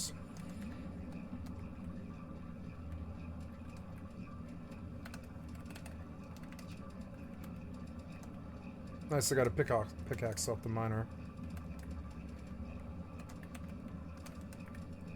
I'm gonna get used to this sound. Yeah, because it's like, yeah, I mean, this was like, what, yeah, like 3 minutes or something. I'm hacking into proper gear. And I can see just running this recycler all day and farming mats and stuff and just going farming money, buying more and more of the game's stuff. And, like, you know, it is a good game. I like this game of all of the games, except for Rust and Mortal. I think this one's the one that stood out the most lately, out of Enshrouded and all the ones I played, like what's it called? 7 Days to Die is like a kid's game, basically, but also really violent and old. Enshrouded, Nightingale, Once Human, they're all the same game. Once Human, No Man's Sky, Rust, and Mortal. And they're like all the same game for different things. Like Mortal was probably the most honestly different out of all of them. But like, yeah, like I mean, the Mortal is just not there's just not the game that it needs to be. It's just not. It has too much harassment in it. Every day I'm like crying over some harassment, and I'm just not really in the fucking mood. I'm not gonna do that. Can I grind the projectile ammo? No, you should let me. Here's ferrite dust, even more of it. Into towers. And this gameplay loop of like fill the recycler, process, go to town, sell it, is what I'm looking for from a single player game. And like, you know, and FXI helps me fixate my RPG thing, my whole RPG, like old school RuneScape type RPG type thing. And EVE Online helps my Sandbox thing. I can always do whatever I want in this game. It really doesn't matter. I don't have to pay attention to anybody else's like things or anything. If I'm running missions, it's because I want to. You know, it's funny. But anyways,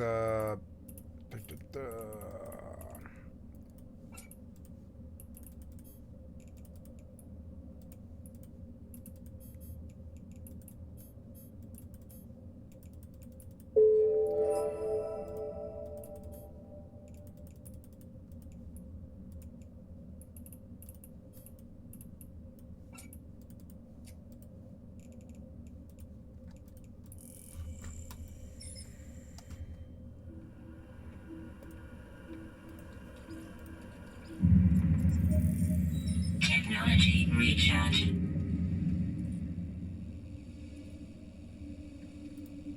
I condensed some more. Oh, pure ferrite. Yeah, pure ferrite. More condensed carbon, because it's just like, I have so much carbon. It at least stacks up better. Deserve to hear their own voices. Or just the kind of crap that every open world game seems to have these days. They've evenly got these randomly generated contracts, which are like smaller side missions where you've got to kill a certain amount of enemies in a zone or something like that. Contracts which just seem to be infinite, popping up in every single safe house in town. Along with things like world bosses randomly appearing on the map, which are super tough encounters you almost need a full team for. I think it might be the super tough encounters as I stand there and hold the I trigger. just found navigating the map to often be really confusing because while the game gives you a marker of which route you need to take, this isn't always super accurate. And I still found myself having to check the map screen every few seconds to make sure I hadn't gone off target. You'll also just keep seeing the same few enemy types regardless of where you are on the map. For instance, you'll fight the same looking manglers, which are basically reskinned skags, by the way, in every area.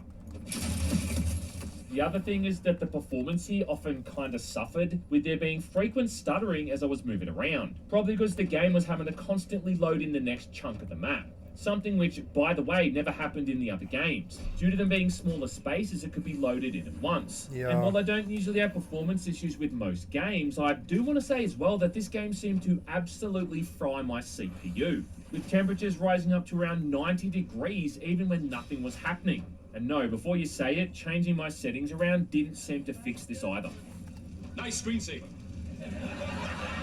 And while Borderlands 4 does look pretty good on the whole, I don't think this is justified given how it looks overall. I mean, don't get me wrong, it's not a bad looking game, but it's hardly leaps and bounds better than Borderlands 3. It certainly shouldn't perform worse off in that regard. It also seemed to be pretty buggy, with glitches being somewhat common. What the fuck is going on there? A few times, for instance, it also went from day to night in about 5 seconds. I mean, what is this? The Gotham City Stock Exchange scene from The Dark Knight Rises? None of that matters now. When it comes to the classes and the combat and all that stuff, which is all anyone really cares about, I don't know if I can really go all that in depth here, simply because there really is so many different options and paths you can take. And unless you've spent like 30 hours playing as each character, it is a little bit hard to give anything other than a basic cursory observation onto what they're about. Either way though, I can tell you you've still got 4 different characters to choose from, with each of them being vastly different to the last. You got Ammon, Rafa, Harlow, and then Vex. And then, much like Borderlands 3, they've each got a few different action skills you can choose from, with each of them then having their own individual skill trees, giving the player a pretty insane and, to be honest, overwhelming amount of decisions to make, all of which take a fairly long time to actually come into play, considering it's not until you're about level 15 or so where their abilities really start to take off. Now, I started playing off as Rafa, who sort of fills in the role as the basic Game looks fun. I will play it. TD or Commando. And this guy's skills are all connected to his exosuit, with there being a couple of different options there with the shoulder cannons, as well as knives that grow out of his back. Using the basic cannons is pretty simple. You just press F, and then these things fire on everything in your field of view.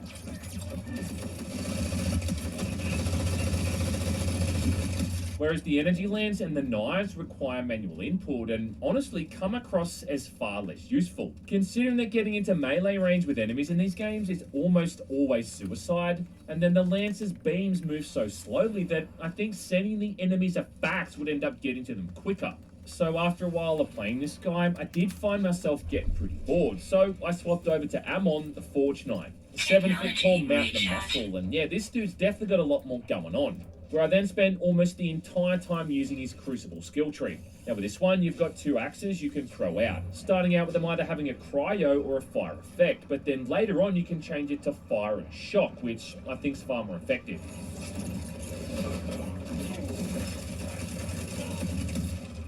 If you hold down the ability button, however, the bullets you don't instead feel like activate they do his anything force at field all that in the throws both games. axes And at then and honestly, back in the day when you would hit like a nice crit, you'd be like, oh, it was like a 1200 damage and it felt good on Borderlands 1, which is why I was playing the remake of 1 recently quite a lot.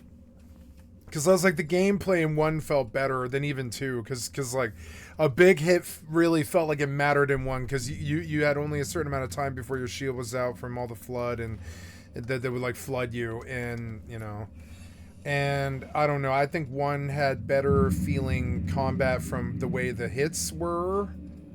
Like, if you spent a lot of time in the game, you had guns that would do crazy things. And the other games didn't feel like that. Like, Phantasy Star Online felt like that. But in Borderlands 1 did, but not 2, 3, or 4. Or Tiny Tina's. Yeah, together. Which then boomerangs back to him, doing extra damage to enemies that were previously. I don't see the difference between this game and Tiny Tina's, except it looks a little bit more modern or probably play better. It looks like it plays better. Even more useful is that these weapons also essentially turn into drones that hang around for the better part of a minute, where not only are they damaging enemies the entire time with every single element, by the way, but they're also invulnerable and can't be killed. So you're basically getting 4 extra allies that can pull aggro and do damage. I even had another skill point in there where every time I used my ordnance, it'd spawn in a cryo hammer, which was giving me 4 drones all up. And then by the time that you've more or less maxed this category out, using the Forge skill leaves behind this giant bubble that does constant AoE damage. So yeah, overall this guy's easily where I had the most fun. The other class I spent a fair bit of time with was Vex, the Siren, and the skill tree I really played around with here was the one that lets her summon in either a Reaper or a Spectre. 2 different projections, one which does melee damage and then the other does gun damage. But both of which are great, yet again, at pulling aggro, and letting you hang back and just shoot things without all that much of a fuss. And even though these things can be destroyed by taking a bunch of damage, it's more than enough time to clear out most areas. Yeah, that's what I did in Tiny Which Tina's. meant that the one I spent the least time with was Harlow, who has all the abilities of a Siren, like being able to hold enemies up in stasis, but yet for some reason isn't a Siren. I do like it too, how you can slam enemies into the ground over and over if you aim at the ground and then press the ability button. Plus, one of her other action skills is what's more or less a BFG, firing out this huge orb that does loads of damage and then explodes. I don't think there's like a right or wrong class to choose from, by the way, and most of the time it's usually just the first or second one you pick at the start of the game that you end up sticking with. It's kind of like getting a new haircut, right? Like, it feels a bit wonky at first, but once you let it grow in a bit, it seems a lot more natural. And besides, like, all any of these really seem to change is what happens when you press the F button. Yeah, that's all it is. And on that note, it definitely feels like there's more of a focus here. These games are a lot more fun with friends. They're not really a single-player game anymore. It always felt like in the older games, especially Borderlands 1 and 2, that if you had a solid weapon, you didn't really need to worry too much about your action skill. I'd even argue for characters like Brick and Mordecai that by the end game, you hardly use those skills at all. The same thing could be said to some extent about Borderlands 2. I mean, yeah, you definitely used them. Oh, I caught it or I would have been dead.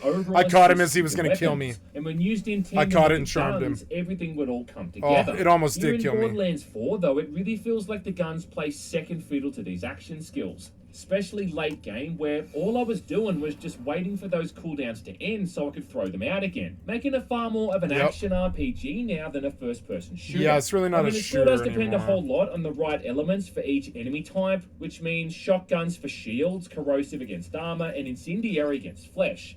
But the action skills still seem to do way more damage during combat, along with the fact that a lot of these also have elemental effects of their own, removing the need to constantly swap back and forth between different guns during combat, which, by the way, is so fucking tedious, given the slow swap speed. The swap speed is a serious complaint I have now that Fortnite doesn't have.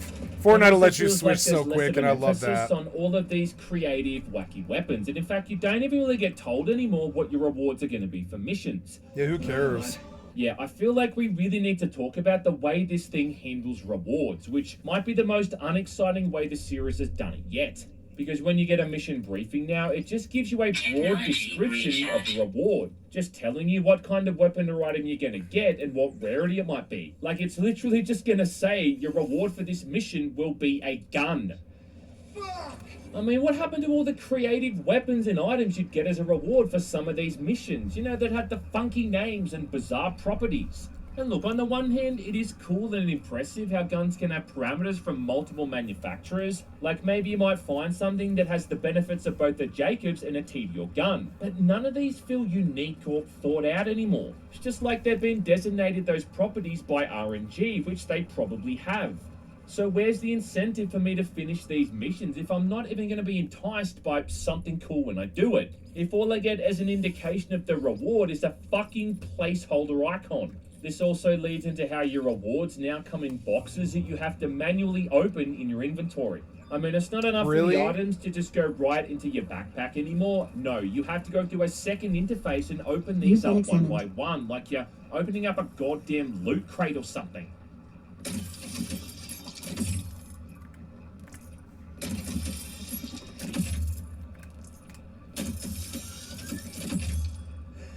Can't do it. I can't take this shit no more, man. And the saddest part about all of this is that despite this, 90% of the guns I came across were still just absolute garbage. And a lot of the time, the whole rarity thing didn't even make any sense either, because I'd have blue or even green weapons that did better than the purple ones. In fact, the first legendary gun I got was a pistol, which was worse off than a common Jacobs rifle I've been using for the past couple of hours. Something that is doubly annoying because apparently they've made the legendary drops happen a whole lot less here, which is just like salt on the wound when something finally does drop and it's a piece of shit.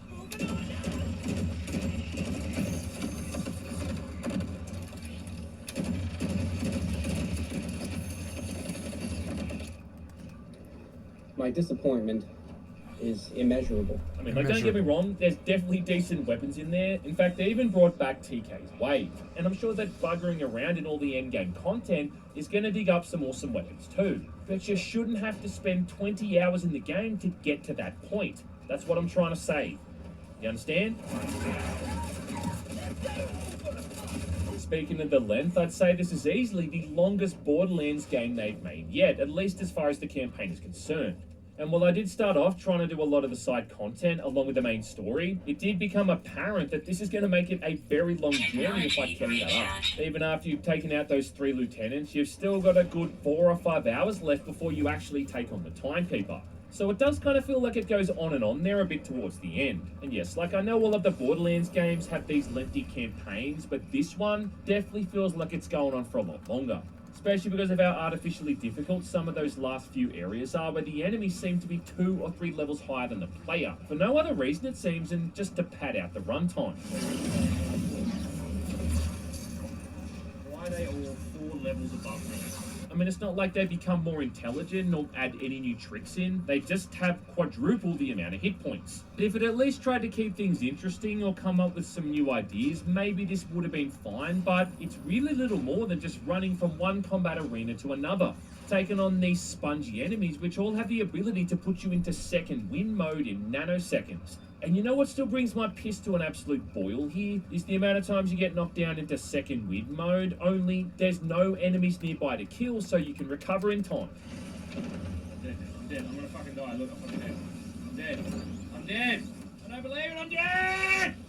Fuck! After you finish the game for the first time, you unlock the Ultimate Vault Hunter mode, which lets you create a new character from scratch and then have the option to start them at level 30. But then the weird thing is that unlike the other games, this doesn't let you replay through a harder version of the campaign like the other games did. Instead, it only lets you replay specific story missions. Wait, what? Then just comes with random enemy buffs to make them artificially more challenging. None of which are anywhere near. I should just go play Tiny Tina's, which I'm not gonna do. Not to mention how much that mode helped you reach the level cap a lot quicker. The other thing as well is that the endgame content really is kinda lacking. The main thing you've got is the option to go back and replay some of the bosses, with there being a higher chance now that they're gonna drop legendary items. But it's like, how long is that really gonna keep you enticed? There's also a bunch of really tough bosses there out in the world, but again, like, how many times are you really going to want to replay these? And yeah, I know the defense there is that they're going to be adding in more content in the future with all the post-launch stuff and the DLC. But I mean, like, even Tiny Tina's Wonderland had that whole randomly generated dungeon thing going on, even when it launched. If nothing Yeah. else, at least I did mostly enjoy the boss fights. Mostly because for these, they have actual strategies and patterns. Yeah, that you need random to learn. generated It's not about dungeon just thing, I want to shooting go them do over and some of over. that. I mean, it still is, but there's these highly telegraphed and dangerous attacks you need to watch out for. They've all got different phases where they change up their tactics, and you often need to interact with the environment there as well. So there's far more skill involved than just whipping out your best weapon and holding down the left mouse button.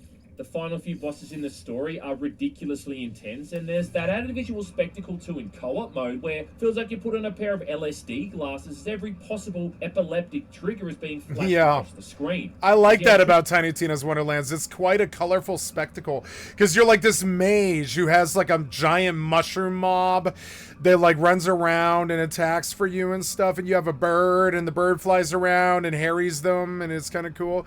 And then you yourself have like two abilities that are like crazy mage abilities that put tornadoes all over the screen, or like firewalls or shit like this.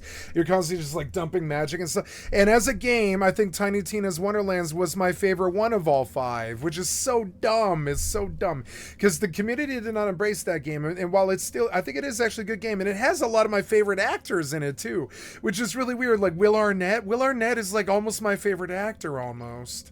That's BoJack. I fucking love Will Arnett. Will Arnett, like, you know, Todd Margaret, or of course, Arrested Development, man. Job from Arrested Development, right? I love Will Arnett. He saved my life. He's a good comedian. But like, you know, and this time around, I don't have to listen to the voices because I've beaten the game, and I should just look into the combat side of Tiny Tina's Wonderlands because it gets crazy. I know it does. I'm up at level 50 right now, and it gets fucking crazy. It gets crazy. It's like a higher level shooter than most shooters because it just keeps morphing and morphing. It's like one of those weird ones like Metal Gear Solid Revengeance, where they weren't really interested in being like the best Borderlands, and they weren't really interested in being like the best shooter. They were RPG. They were just like looking to make the biggest spectacle game I think I've almost ever seen, short of like Final Fantasy 15 or like, I don't know, some of the games get really crazy spectacle wise. Dragon Ball always gets really crazy spectacle wise like that.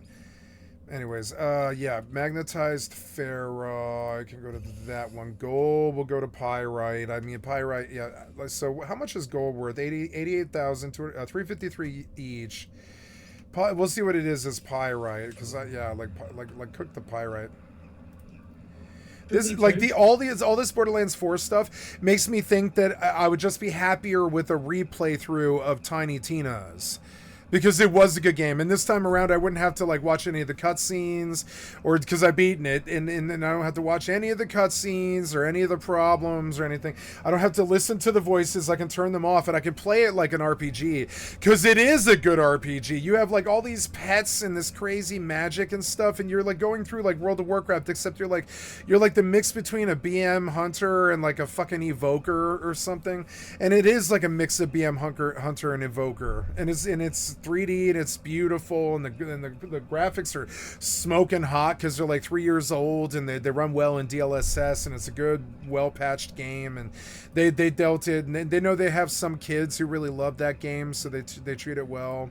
Playing this thing in co-op is the way that it's meant to be played. Yeah, like it's just not no, actually Wonderlands I thought was the most like friendly to solo player one of them, because it was like playing kind of a Dungeons Dragons campaign, because all the time you're praying for really good rolls, otherwise you get bad like bosses in a like a 50 mob dungeon or something that you can clear in like 5 minutes, but it's still a pain in the ass, and you're like praying for good rolls and stuff every time there is a roll.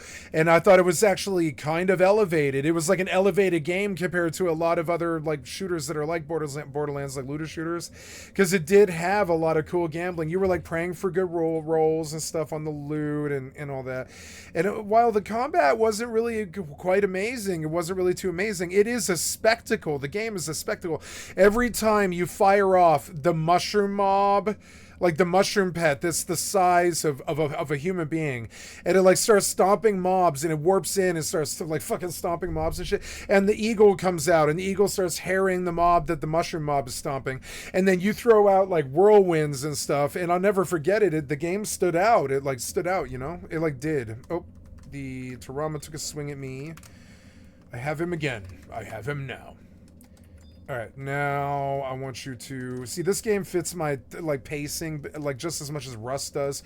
It's kind of quiet and contemplative like Rust, and I think I'd like to embrace No Man's Sky. It's the one that seems easiest and most, like, respectful of my time, kind of, like Rust. Rust, you can just go in to your base, sit there for 20 minutes. Who cares? You could watch 2 videos in the meantime. You could deal with something on the phone. You can call somebody or whatever. You could eat dinner. It doesn't matter. You get back in, you go out on the road, you get some scrap and some loot in, and you're moving forward, and you make one of your walls metal or something like that. It makes you happy. And you're like, oh, I feel safer now. And that's what Rust did that a lot of them just can't do, where you're like restively sitting in a base, and you kind of do live there, and you're always working to make the base better, and you work towards that, you know? And like they struggle to make games that are that cozy. I think there's only a few. There's like Stardew Valley, Rust, Minecraft. I would say DayZ has it to a much lesser degree, but it does for some of those players. But it is one of the stronger ones, DayZ. Yeah, that's it. Like maybe you could say Dune Awakening has that, but it just isn't very good. I would say Conan Exiles has it. There's a bunch of games that have it that aren't very good. Kind of like Power World. I like Wonderlands, and when I think of buying 4, I'm like, why? I could just replay Wonderlands, which is probably a superior game. Maybe not graphics-wise, or even like the fact that it's an open world or anything. I don't need an open world technically. I just want, but I mean, I like open world for like coming back and playing the game. I mean, that's okay. But I think I like the RNG roles of Tiny Tina Wonderland's dungeons more than I do, like, you know. Now, does uranium cook? Yeah, it's a pyrite, and I don't want that. I'll just take it back. So, pure ferrite, got a lot of it. I can't cook yet, so I'm just going to sell the meat. Ferrite dust will translate. Yep, take the pyrite out. Pure ferrite dust. There we go. What the fuck is that? That's my grenade. So at the end of the day, like, it doesn't... Yeah, like the grenades. Also, you on top of that, you have like these grenades that bathe the entire room in firewalls and shit like this. It has so much shit going on. I can't think of another game like Wonderlands. Tiny Tina Wonderlands, I can't think of another game that has anything going on. Not even Borderlands 4, I don't think. Like, 4 looked very tame compared to when Wonderlands starts to tune up. And I wonder maybe if Wonderlands is the true gem and a smart person just plays Wonderlands and I don't need to buy 4. I would like to maybe, like, step back into Wonderlands, but the problem is it's going to lock me out of a slot. Now, I think they gave me a copy of Wonderlands, didn't they? I don't know. Did they give me... I think that was on my ex's account. Tiny. Do I own this game on this account? Because they gave it away for free. It is in library. Look, I can play it on Epic. I would have to start over all over again and do the whole thing over again, but I don't have to listen to the fucking story anymore. Matter what I say about this thing, good or bad. I mean, most people... No, I mean, I know, like I say, my dream is to get into this crazy, like, New Game Plus, like 50 or whatever, where I have, like, this crazy amount of firepower that's just, like, insane to, like, kind of witness on the screen. That's my dream with that, but you understand, that's, like, 2,000 hours. Why? Why would you play Tiny Tina's Wonderlands, like, that much? Why? There's no good reason to. It's a single-player game. I mean, it's not a single-player game. It's a multiplayer game, but it's not an MMO. So it's sort of like a single-player game. Why would you ever do that to yourself? You know? People have already made up their minds. The same people that probably grouped up for Borderlands 3 with all of their mates are probably already readying up to do the same thing here again. And look, regardless of how it's turned out and all of my niggling issues, this is still a Borderlands game through and through. Mission accomplished. I'm sure it's going to sell a bazillion copies like Borderlands 3 did, and I'm sure they'll pump out a few DLC packs in the near future as well, which is going to add in even more content. I just hope when we get around to the inevitable Borderlands 5 that they find a way to make things a bit more interesting and innovative, outside of just adding in grappling hooks and hover bikes. Yeah, he's right.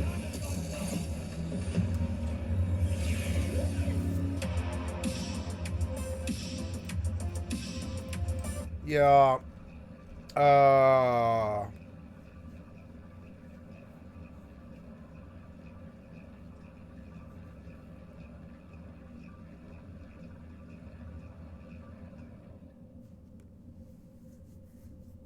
Squadron 42. Ugh.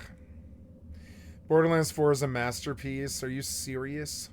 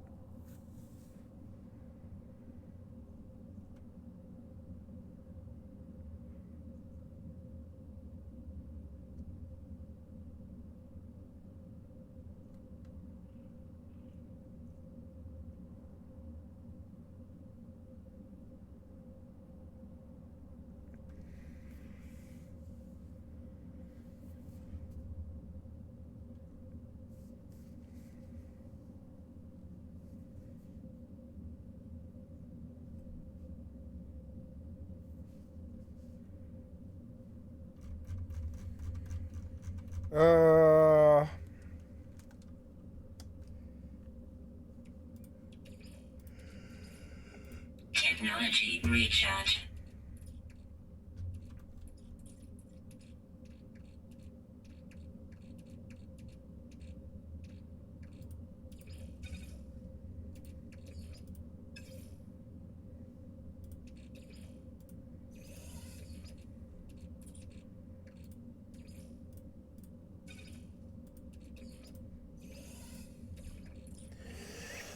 It just seems like it keeps going. It's crazy.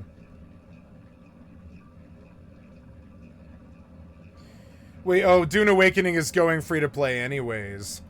Because it's not very good. That's insane.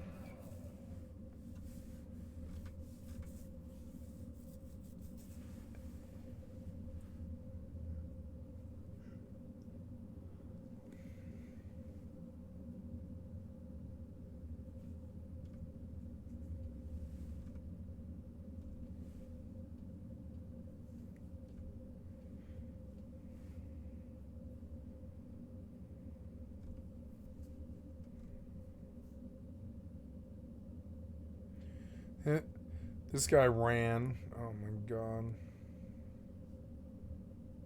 Star Wars RPG, Star Wars Genesis 8.4 release. What?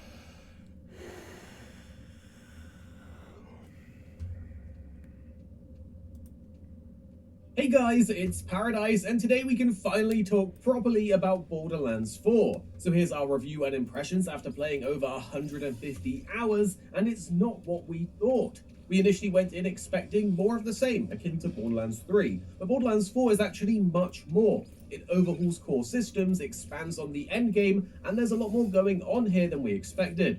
We've reached the maximum level of 50, grinded to the highest and final level 5 of the new Ultimate Vault Hunter mode, and tested out loot, bosses, and builds extensively. There's going to be no story spoilers here, and we've got a ton to say about the gameplay, the combat, the loot, and of course the endgame. So what is Borderlands? Tiny Tina's doesn't have, well, gliders. Borderlands 4. Well, it's still a looter shooter, but with new Vault Hunters, co-op, mountains of loot, and now huge seamless areas to explore.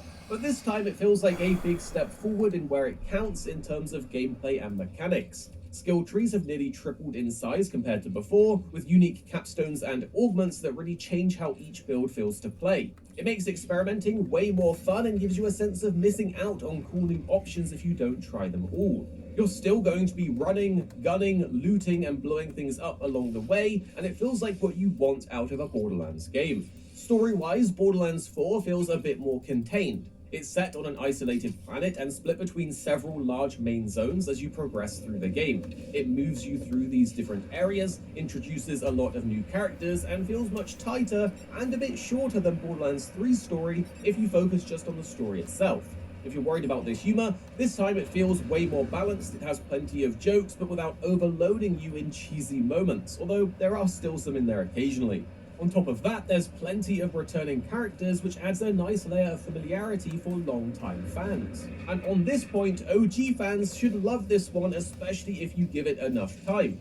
Overall, it's fun, and if you're into Borderlands, you'll really enjoy it. While it's still good solo, it's perfect for a group of friends to jump on together and have a good time. But for us, the story is actually secondary. It's the gameplay and the endgame loop that matters most, which we'll get into soon. So let's talk about the world and the map, because this time it feels... Oh, stop.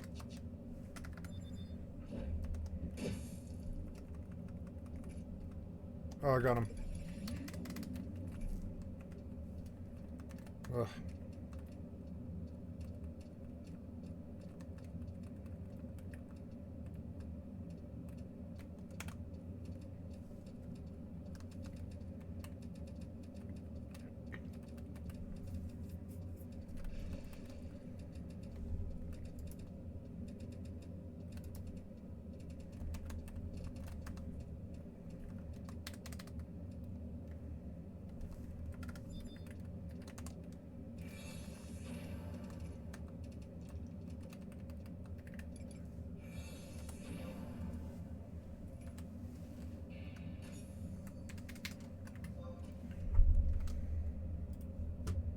feels big without being bloated.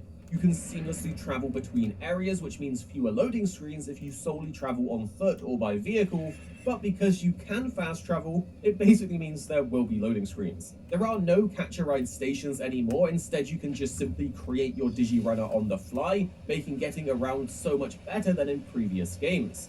That said, the navigation system is pretty rough. You scan to generate a waypoint-like line guiding you to your pinned marker or objective.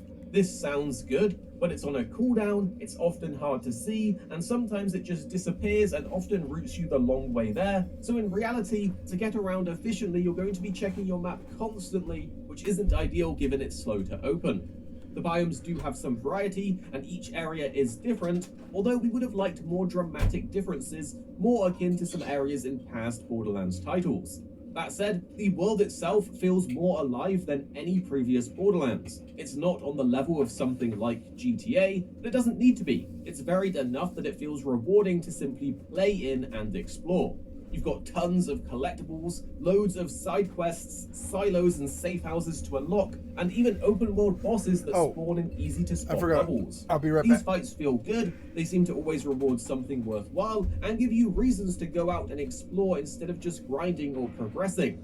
Silos, safe houses, and main encampment areas also serve as fast travel points and tie into the vault fragment hunts. This leads to finding literal vaults that act like a dungeon with a giant boss at the end, which is a really neat addition. It feels rewarding, and doing all of this extra content is so much more enjoyable and meaningful for it. Next, let's talk about the gameplay and combat.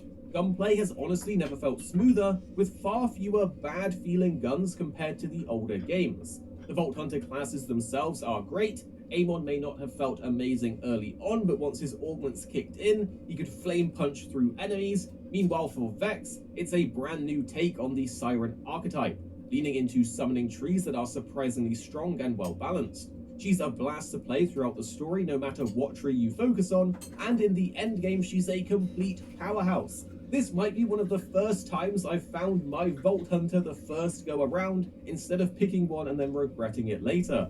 Honestly, these new Vault Hunters are each very well done, and we're impressed in how they feel to play and how varied you can build them.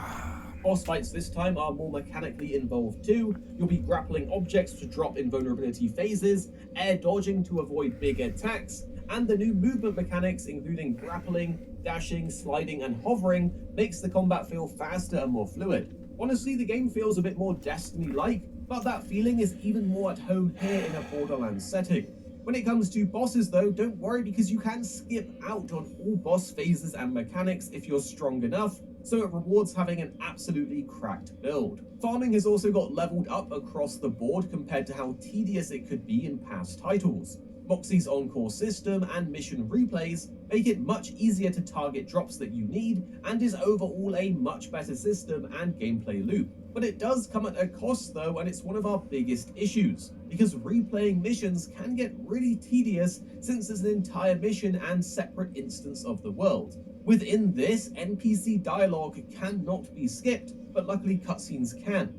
This means that most of the dialogue during the start, the middle, or the end of a mission, and it's not just short lines either, it's long stretches of repeated chatter that you've already heard a dozen times as you keep replaying, cannot be skipped, and it generally drags down the farming experience during mission replays. Moxie's on-core system doesn't suffer from this though, so you might find yourself leaning more into open world activities and boss farming instead of mission replays. Co-op adds a ton of fun and synergy too. For example, 2-6 was running around tanking things with an Amon build, while I was running the Dead Ringer clone setup for most of the story. This let him dive in aggressively while I deployed multiple clones for huge burst damage and crowd control, and the fights flowed much better. I have to get up at 6 a.m. The only downside is how world progression isn't shared, even if that's how it worked for past Borderlands titles. Because co-op is a big focus, it would be really nice if they introduced a system where you didn't have to repeatedly unlock things for your own world after doing it for someone else. For example, we finished the campaign together in co-op and did a bunch of activities, but 2-6's world didn't unlock any of the open world activities like silos, safe houses, and more. It basically was like all of the world progression was only shared on my side, but he did still get his levels and loot. So hopefully this is something that can be worked on. Now let's go over loot because the chase and excitement feels truly alive again. Weapons feel way more varied thanks to the licensing and perk system, so you're constantly picking things up and they make you want to stop and actually test them out. Gear excitement really is back once again, and they weren't lying when they said there's now 30 billion combinations. Borderlands 4 also introduces new systems that tie into build crafting. The ordnance slot replaces your grenades and heavy weapons, now having a cooldown, so you can actually use them more freely and often. Then you have rep kits that aren't just for heals, some give overshields, lifesteal, or straight up damage and fire rate buffs, making them vital for late game builds. So maybe keep an eye out for any rep kits with strong combinations on them. See, it's like the exact same game as Wonderlands without gliders. And I don't think I need, or I think Wonderlands had gliding actually.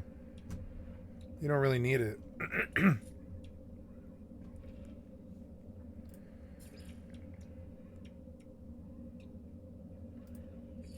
Units received. Units received.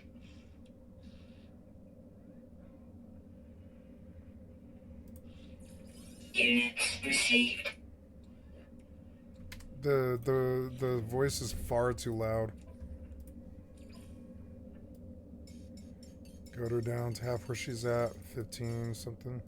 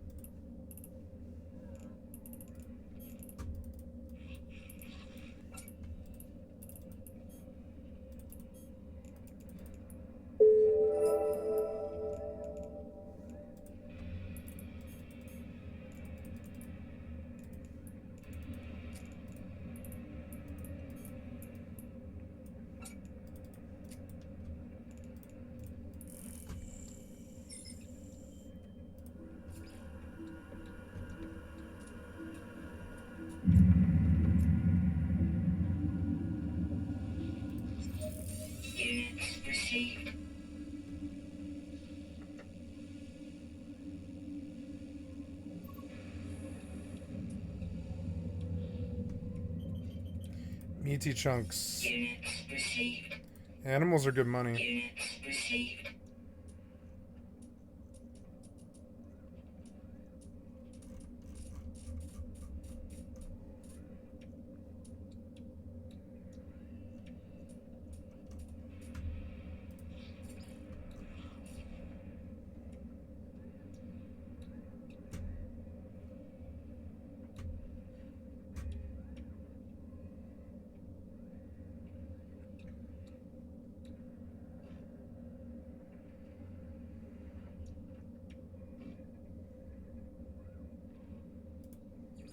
Units received.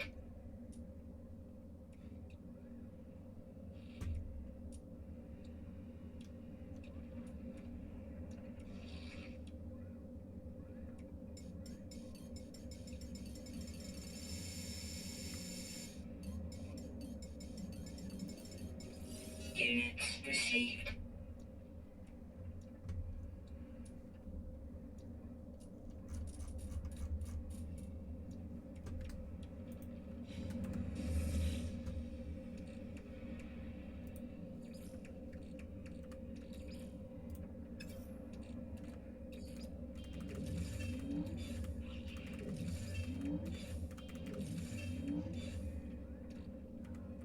No free slots in ship inventory.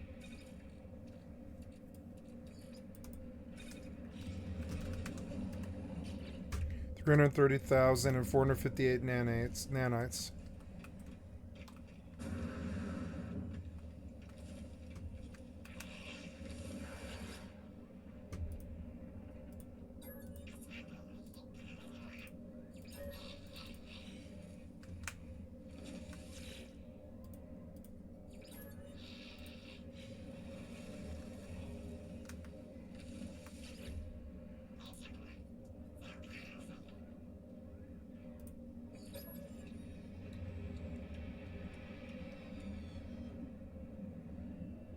Product received. Product received.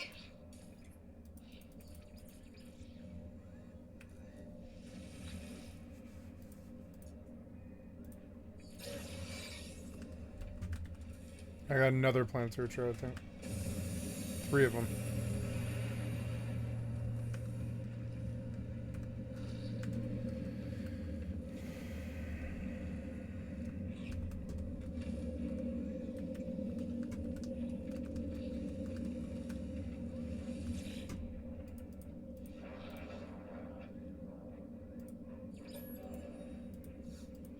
Oh. Yep. Ah, I paralyzed. Fucking blaster.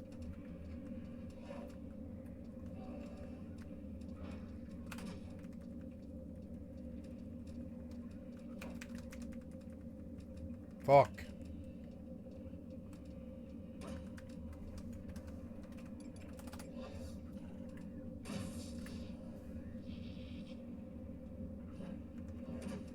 Please don't kill me. Oh god, he's gonna kill me. I best run from him, but I can't run anywhere. I'll have to run out here. Ah. Please charm him. Please charm him. Nope! Dead. Wow, the blaster is that fucking powerful. Just locked me out of doing any abilities forever. So annoying. And there goes all the XP I got today. But I did get loot. Like a lot of loot. So... this Swarzak is cool.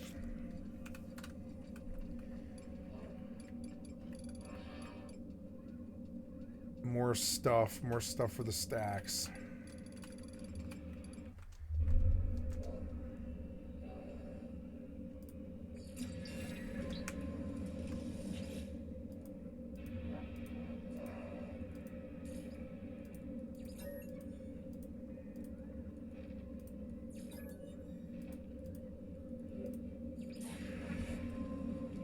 Corvettes.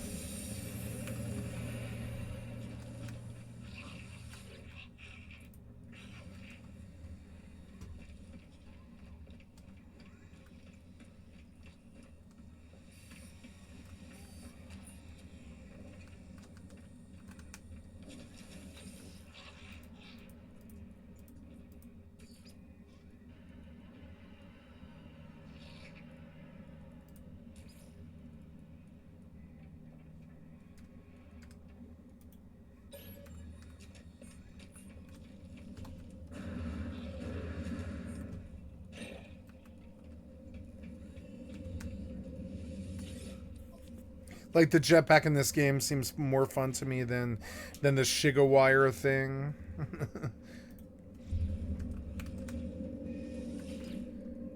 And the graphics are better. They're like genuinely better.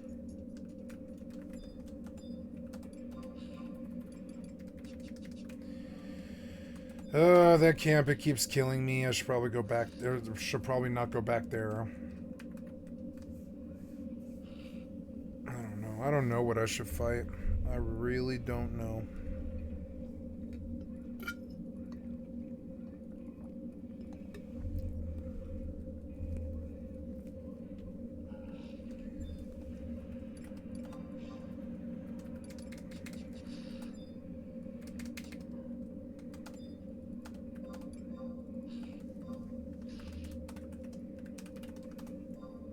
Oh, I have to send.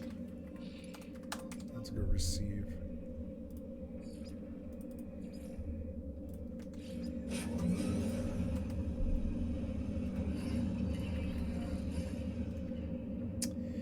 Ah.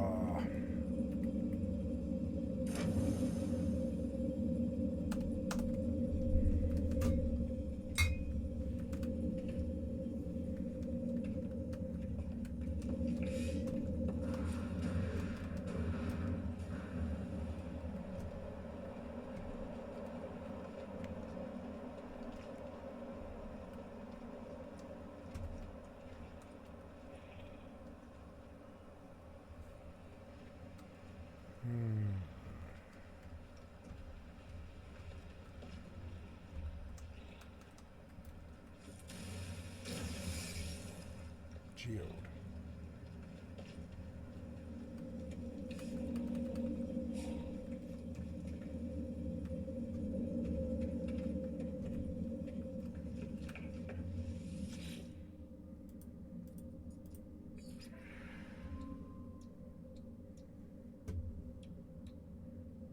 Item received.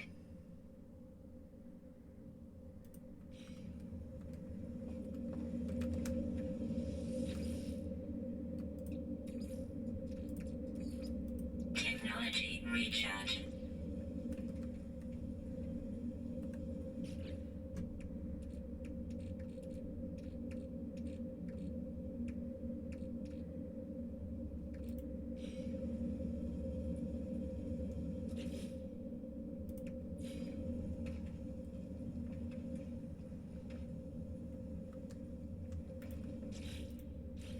Oh yeah, I need sodium. I totally spaced that. Nighttime's a good time to find that. Life support power low. Technology recharge.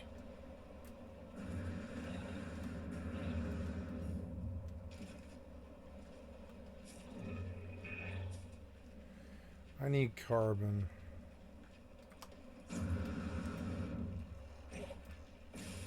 Or sodium, excuse me. Sodium, and I found it too. That's good.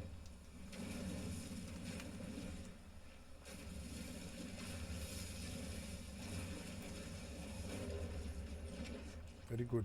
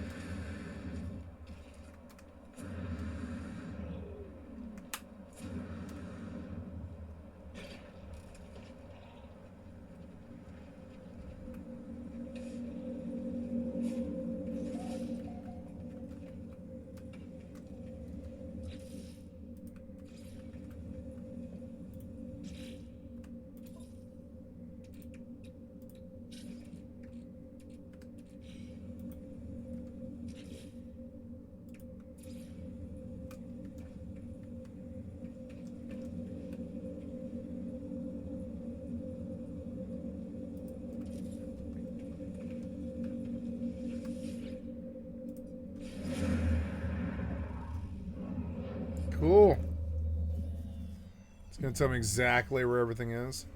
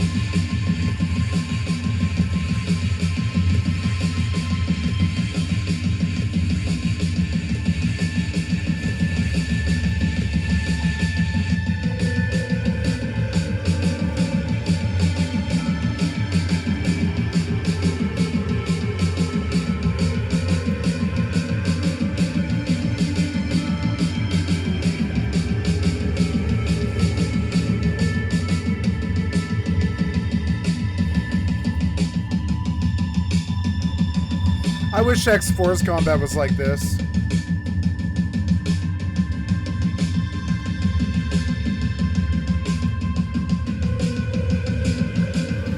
You know, this game kind of reminds me of Ace Combat 7 for some reason.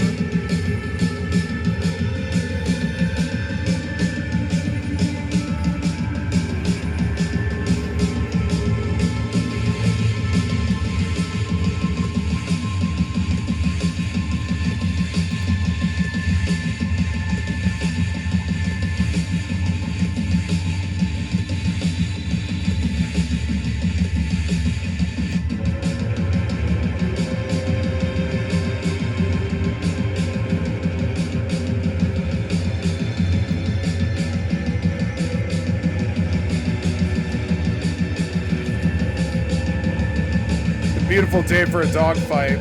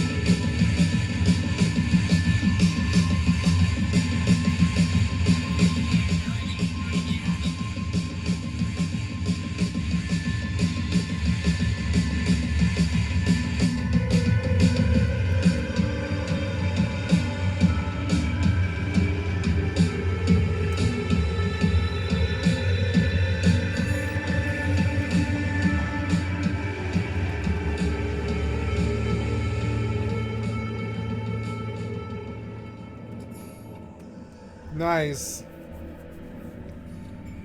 Destroyed 5 starships, yeah. I like that could just spark off while you're just out there. That's fun as hell. That's Sandbox.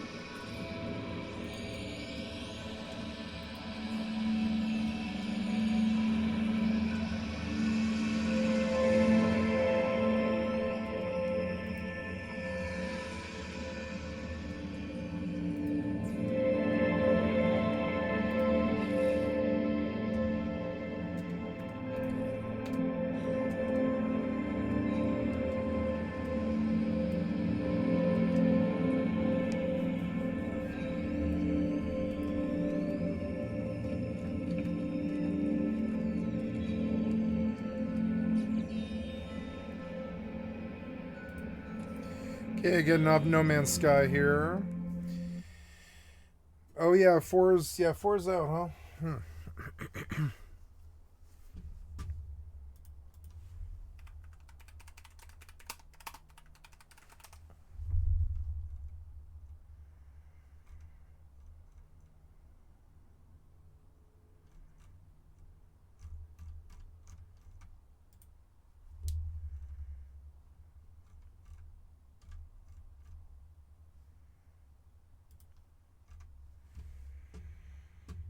Um,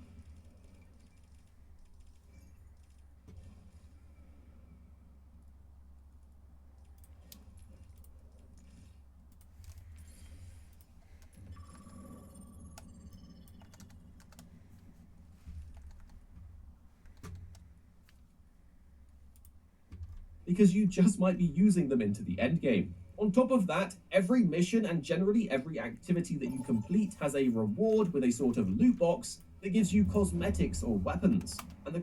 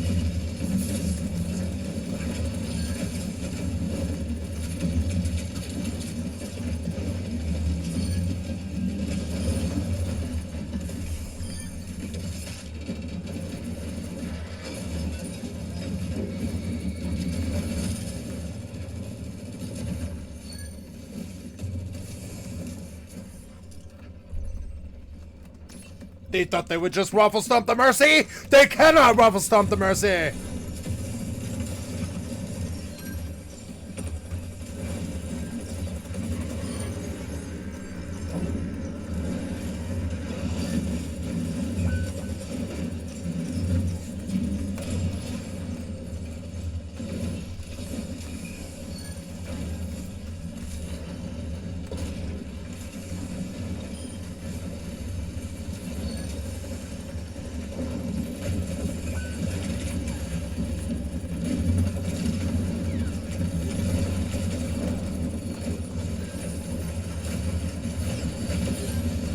Yep.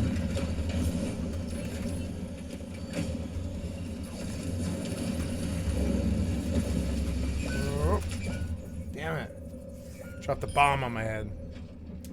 Son of a bitch. And now switch it up once more. I'm gonna switch it up once more.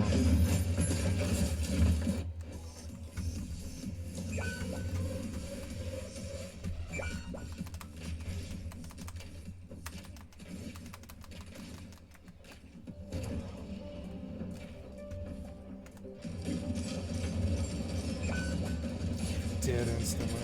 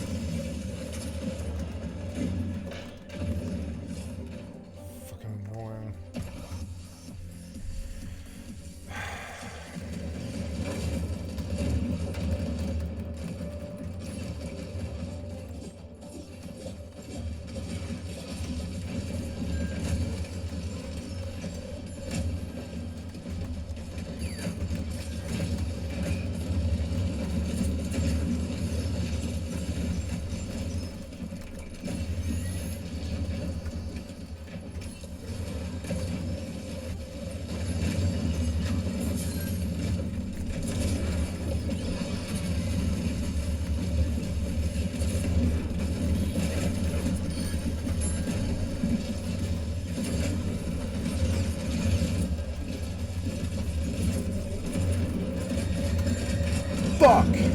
Kill him. How is he dancing around tanking like this? Dude, you ulted faster than I can fucking do anything. What was this? Oh well. Fuck you guys. We're gonna make a real concerted push this time. Fuck this guy. Fucking bash him. Now we lost the ninja, which isn't too good. Please don't die here. Please don't die here. We gotta make a play.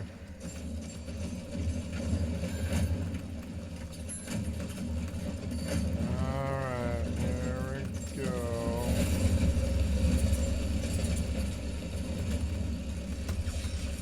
Yep. Okay.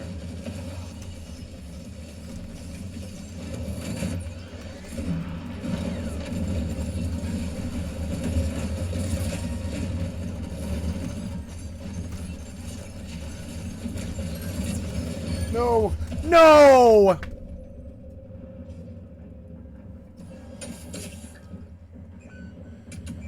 God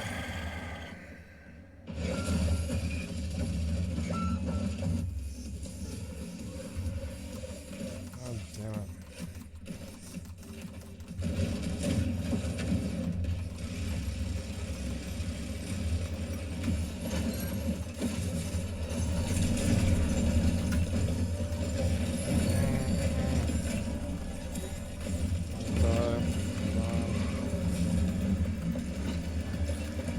Tire for just me. You gotta stand away. Yep.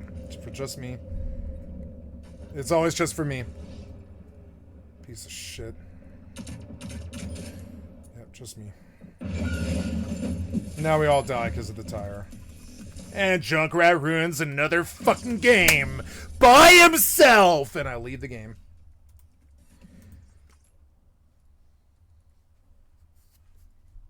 Fucking Junkrat, man. I should stop playing this game. I should stop playing this game. It's not Overwatch anymore. It's over Junkrat. It's fucking stupid. I hate this game. Fucking Junkrat, man. I'm sick of bitching about Junkrat for 5 fucking years. I should just stop playing the game. Take it off the list.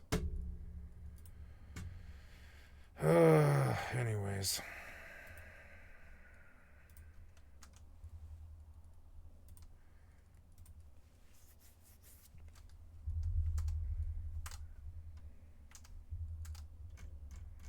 Let's go to bed soon. I don't want to.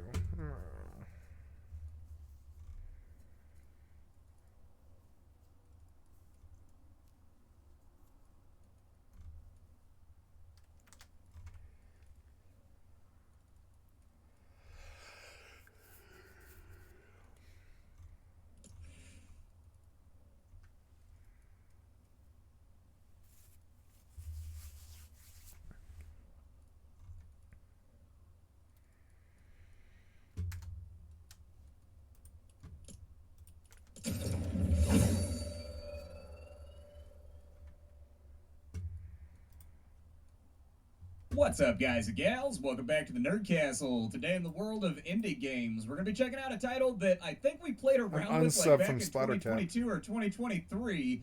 And it seemed promising, but it was in a very early state right there. I've been waiting a while to dive back into the demo, but I've had it in the back of my mind. A little title called Veterum, which is kind of like Battle Brothers. It's a game where you're building up a battle force that can then assist with sieges and go fight monsters and do quests and things of that nature while developing and getting stronger. I distinctly remember thinking that it was promising the last time that I played it, so after 2 years, I think it's time because the developer's saying that the release is going to be this year for Veterum. He doesn't know if he's going into early access or if he's just going to release the completed thing.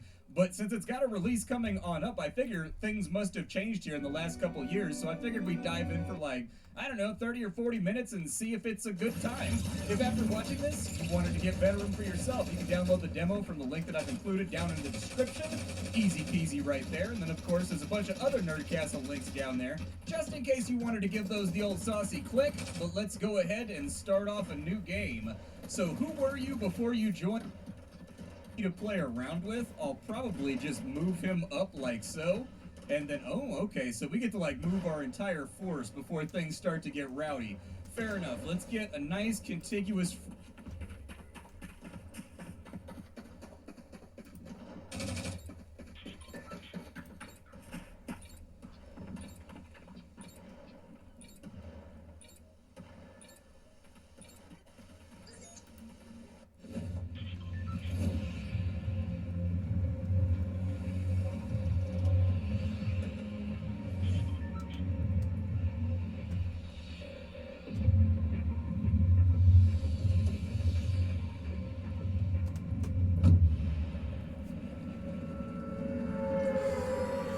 I don't want to go to bed this early.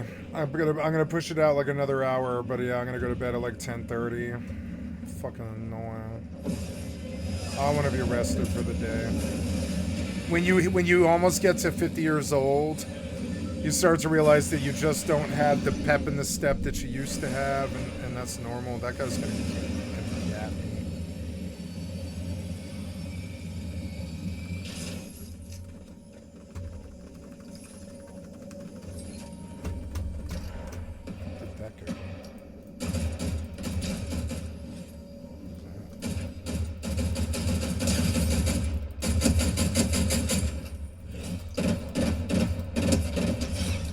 Senor Sentin. I got you.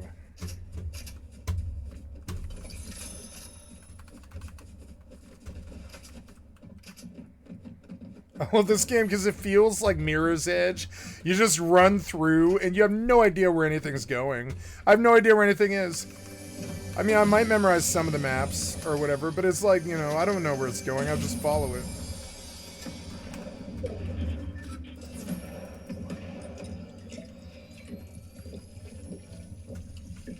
Have a look-see around this room. I don't see anything.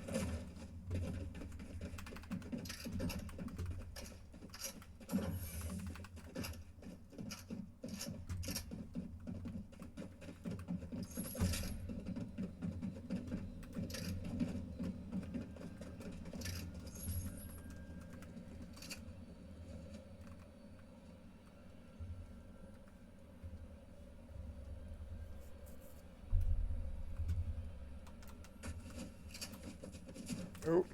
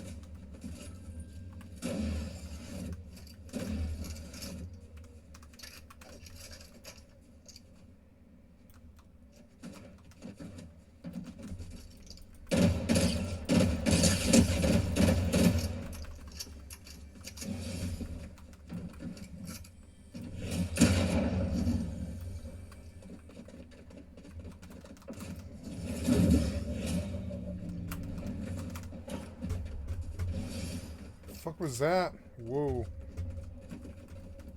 I feel like I'm being baited, kind of. Whoa.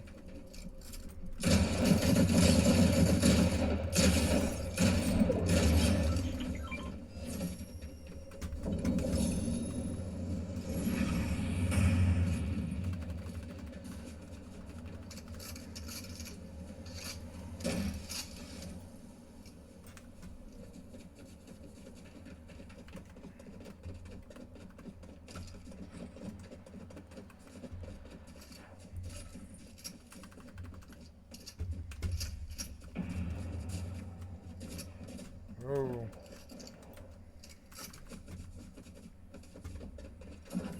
Where does this go? Just follow it.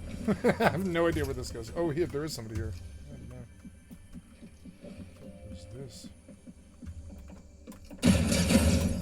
Oh! Fuck you, Post Pepper. Yeah, that's good. Works for me. Damn, I killed these 3 fools.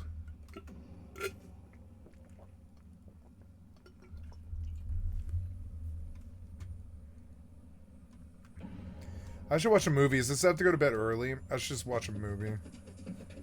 Like a good movie here in an hour.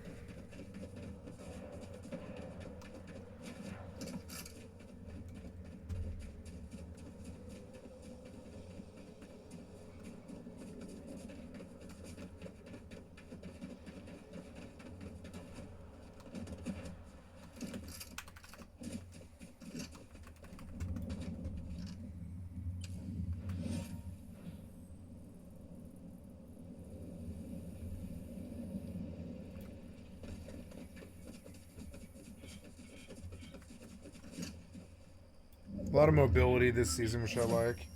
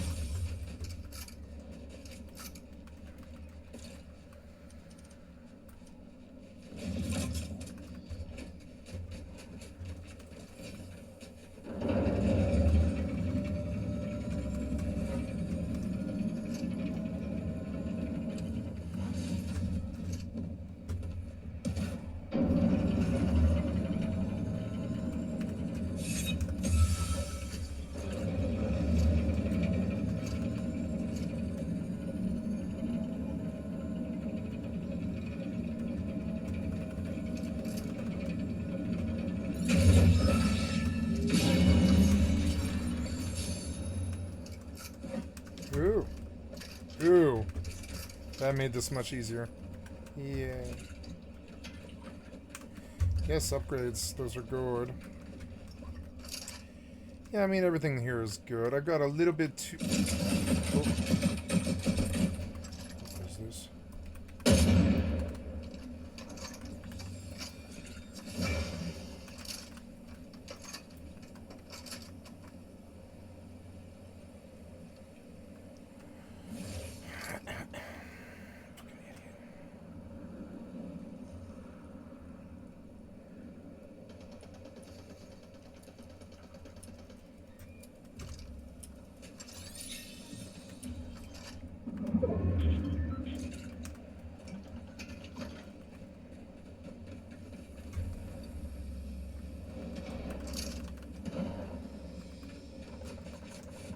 Should I push him?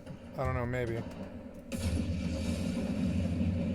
Gotta figure out what's going on.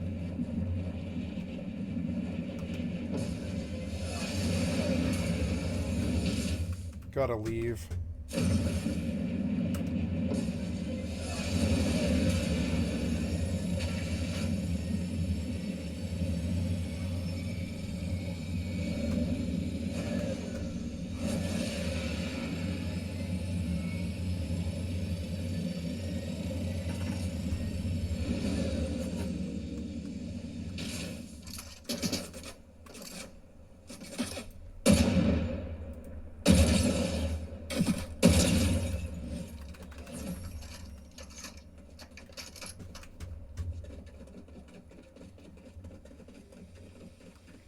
Ooh, that's a helicopter.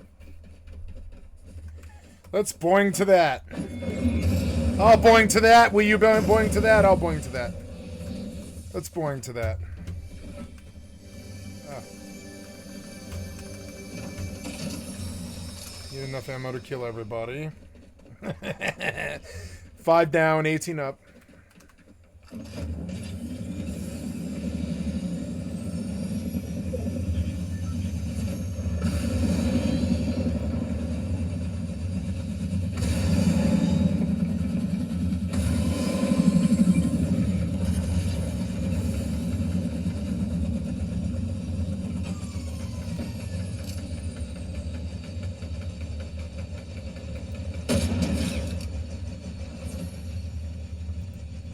Oh, 198 got both of them. Oh. Oh. Actually, it's good. It's good. It's good. Give it to me. This guy's like, what?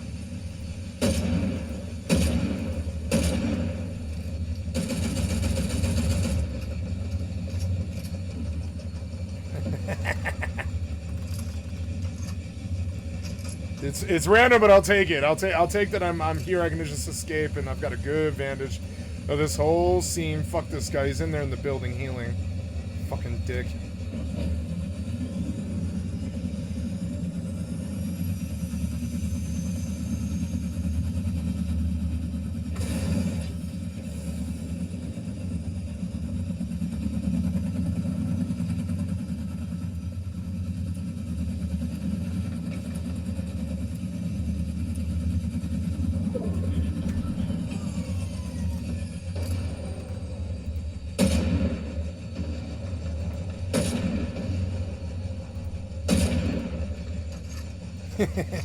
This is fun. Oh.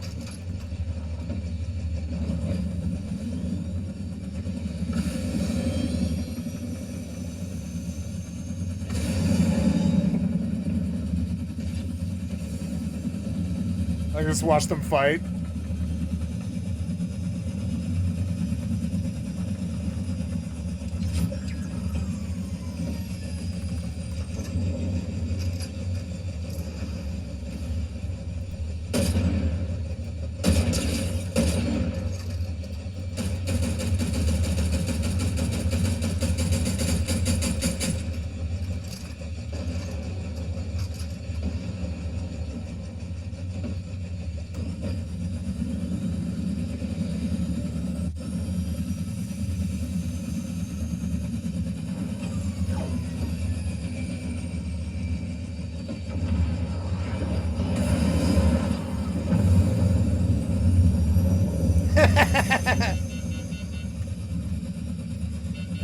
How do you go down? I don't know. I don't know how to bring this thing down.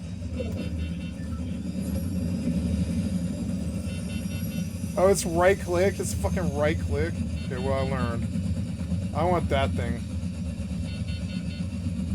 I know I'm low on fuel.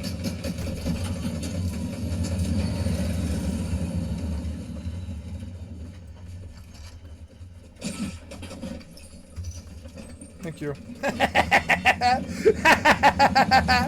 Bye, bitch! Bye, bitch!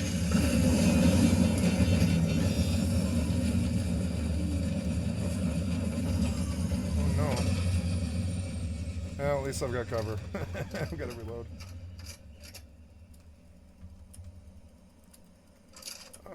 I forgot my hammer. I left my hammer for that other thing, which was stupid. It was just stupid of me to do that.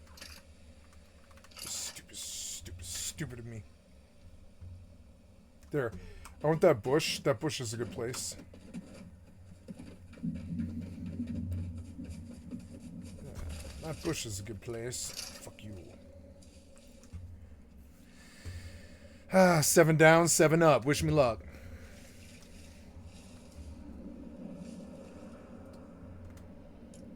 It's a big round.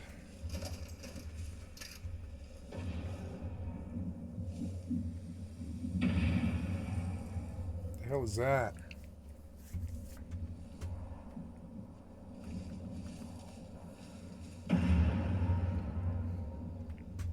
Hell is that, man? What's going on, man?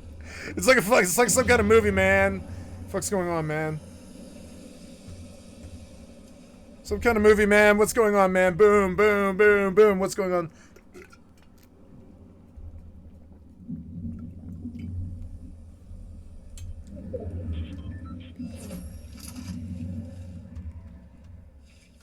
Me in this bush in this chain gun. I swear to God.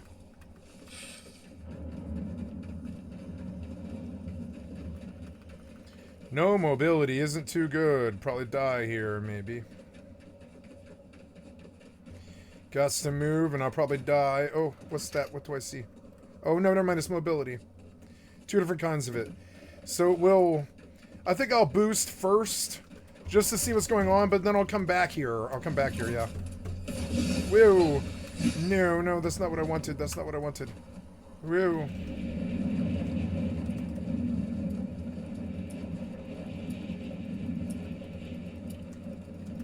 I don't see anybody.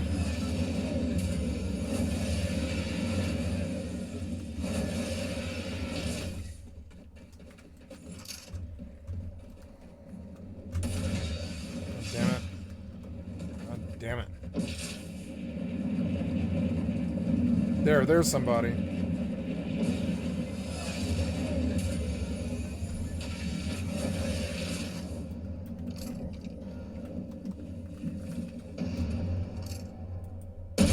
Missed his ass. Missed his ass. Ah.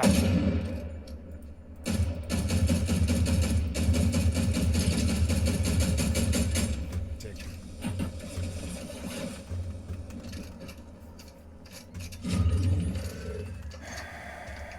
I should go back for my thing. Maybe. I don't know. Is it too far? Might be too far. Might be too far.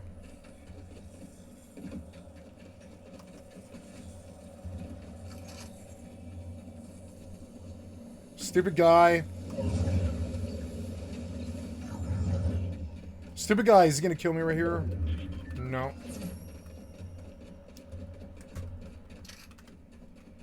I'm gonna snipe somebody for a headshot here and just exit out the main problem. Yeah, I don't know. Oh.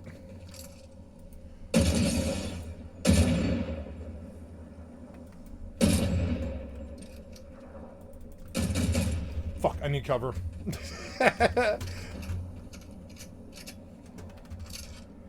These fucking bitch asses. This thing wasn't reloaded. Thank God I caught it or I would have been so mad. I would have been so mad. I'm out of sniper. Whatever do I do? Gotta get down the road now. Now.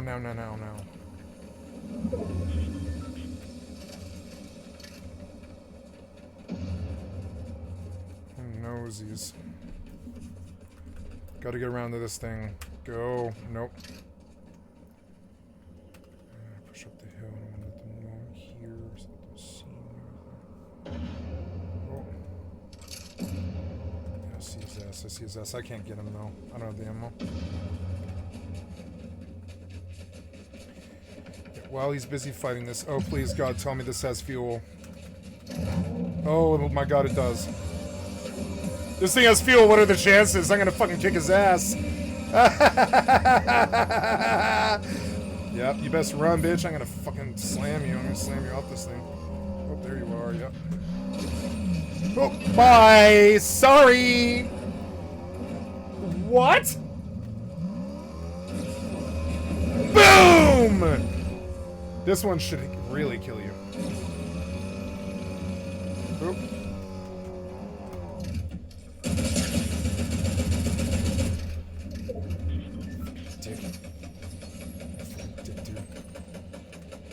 Who's he shooting at? Thank you. Heads up, wish me luck. Yeah, it's not.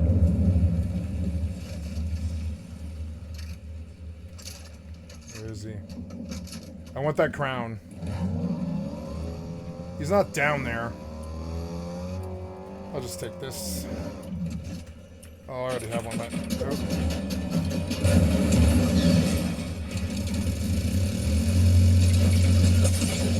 What?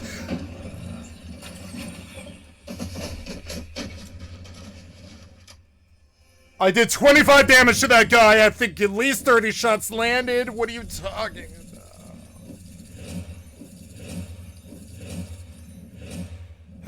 Second place. So annoying. I shot him first. I shot him first a lot more. Well, by epic, I lose. What's up, guys and gals? Well, now I am playing as a... Nope. It's like a Super Nintendo game. Oh my God, Tom McDonald made a Rest in Peace Charlie music video? That's crazy. Shrooms 44. That's more... God damn it. more disrespectful than anything any, like, leftist could ever say about Charlie Kirk, in my opinion. So annoying. What is this drone footage showing how far it was? Drone footage of UVU crime scene where Charlie Kirk was today. Footage provides an overhead breakdown showing the location of Charlie Kirk's tent, the position in the route he took to flee after the attack. Do I think that not being caught yet makes the administration look bad? Yes. But do I also believe that Republicans, I think, kind of enjoy that there is no evidence so they can just make up whatever they want to? Also, yes. So I think, on the one hand, yes, this is a pathetic and incompetent administration that can't even figure out the assassin, who the assassin is of a beloved figure by their own estimations, not mine, right? So it certainly reflects poorly on them that they are so incompetent that they can't even figure this out with all of the surveillance they have at their disposal. But having said that, I think this yields a new opportunity for the admin, and therefore they could just basically say the shooter is anyone and everyone that's ever hurt their feelings. That's it. So in that vein, like, they get to continue entertaining their delusions. They get to run around and posture. You showed this clip of Charlie, right? Yeah, I did. They were actually better in the 1940s. Yeah, he said black people are better off in slavery and better off in the 1940s than they were after the civil rights movement.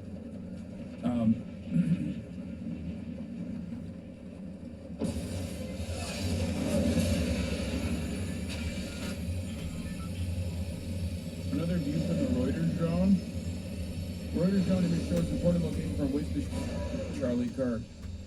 Wait, what? Oh, I guess that's it. That's not a really difficult thing. Okay. The difficulties of this shot is establishing a position that allows you to be at an elevated perspective without other people actually finding you out and you know, reporting you to the authorities. The difficulties there are, you know, pulling the trigger on a human being, okay? Like, it's not something that you can do without having sufficient training. It's not, I don't think it's that easy. There's a reason why when you go out and, like, hunt deer for the first time ever, like, you get the yips. You have a hard time. Like, ending life, ending organic matter is not an easy endeavor.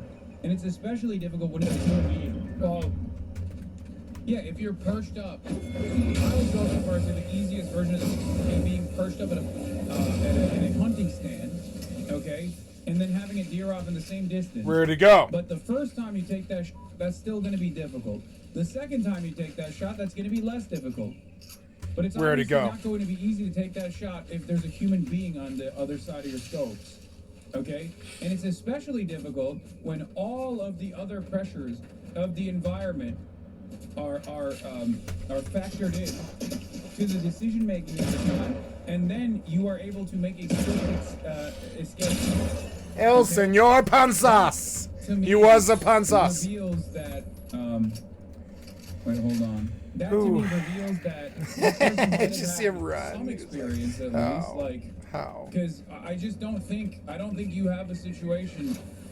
I don't think you have a situation where someone's like first ever shot on a human is a one shot, like clean, one shot straight to the artery, the main artery, and then that's it. He didn't even shoot a couple times or anything like that. It's just crazy. That wasn't clean. That was a miss. Seeing the end of the clip. You know, but it's a 53-minute mark. Yeah. Yes, actually, Charlie Kirk twice, not once, but twice. And that's where the famous I live like a capitalist everyday jank clip comes from. That caliber drops 4 inches at that range, maybe he was aiming for the head. The shot went off his chest and ricocheted into his neck, he was going to bed, and this will be proven. That's what I heard. But that's not a joke. Thank you! Remember, it's not a joke. No, I know. Remember when I looked at the first shot from afar and I told you that, like, it didn't seem like he got shot in the neck at first because his t-shirt moved around? Like, that didn't actually make any sense. That didn't actually make any sense as if it was like a direct shot. And I guess I thought it was like maybe the impact, but I don't know. I don't know enough about like the only reason why I don't believe it's a vest though is I have heard. You gotta love the Press W generation. They used to think it was good. There's no armor that is that concealable under the Take that, Lord Hornberg Waysaw. An armor that is like soft padded armor that is concealable under a shirt would probably not ricochet a bullet like that. At most, it would probably soften the impact. Nah, he would have had ceramic which shatters. So I don't understand why. Like, I don't think armor ricochets a bullet, right? Yeah, armor will ricochet a bullet if it's the right armor and the right angle. Yeah. You can bounce bullets off armor just fine, yeah. Depends on the angle, though. It doesn't end up ricocheting it, right? I hope it's like gets lodged in. The entry to the neck was very clean, too. I don't think there's a bounce if that's possible. Kevlar is a shock absorber. Yeah. Obviously, if armor was to deflect the impact instead of absorbing it, no one would use it because I feel like it would. I'm not a ballistics expert, I'm not an armor expert, but I'm simply stating that if a bullet were to immediately deflect off of an armor, I feel like it would be ill-advised to use in the field of battle, or ever, as a matter of fact, because of what steel does, angles, but most armor has air protection patches. Sometimes you need steel or.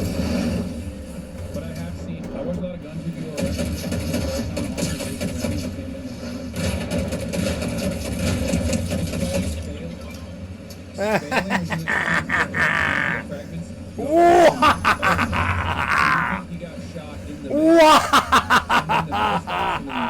the vest actually ricocheted directly into his neck. And the neck wound that you see is actually a consequence of the ricochet, potentially. Wednesday, September 10th, 2025. Charlie Kirk. That's crazy, bro. This dude's body hasn't even been buried yet, and there's already a 9-minute YouTube video. He's at an event in Orem, Utah. Yep. It is at the Sorensen Center courtyard on the campus of Utah Valley University. The event, part of his American Comeback tour, features his signature Prove Me Wrong debate format. Kirk is positioned at a table beneath a large tent. Students come up and have a chance to ask him a question and debate with him. Approximately 20 minutes into his presentation, an audience member identified as a student questions him about mass shootings. You know how many transgender Americans have been mass shooters over the last 10 years? Too many. Too many. You know how many shooters have been in America over the last 10 years? Kirk Too asks many. a question, but then gets interrupted.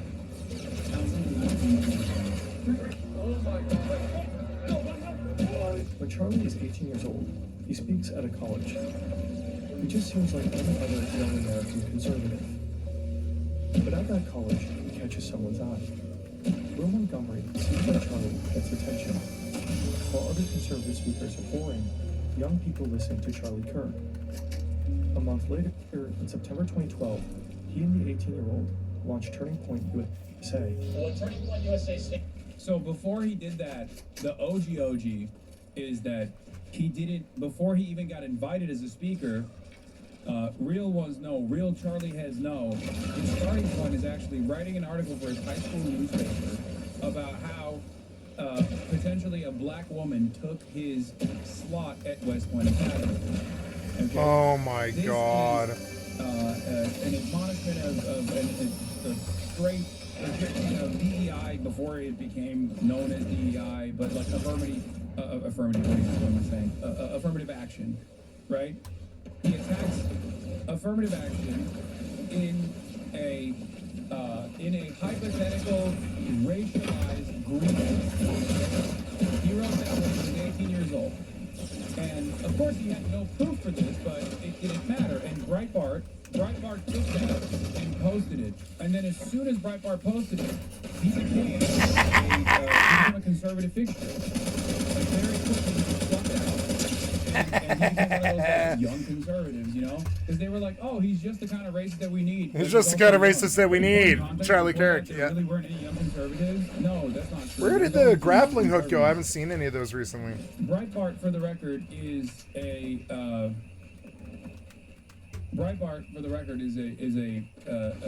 outlet that is like super far right. Andrew Breitbart's operation. But I mentioned this because it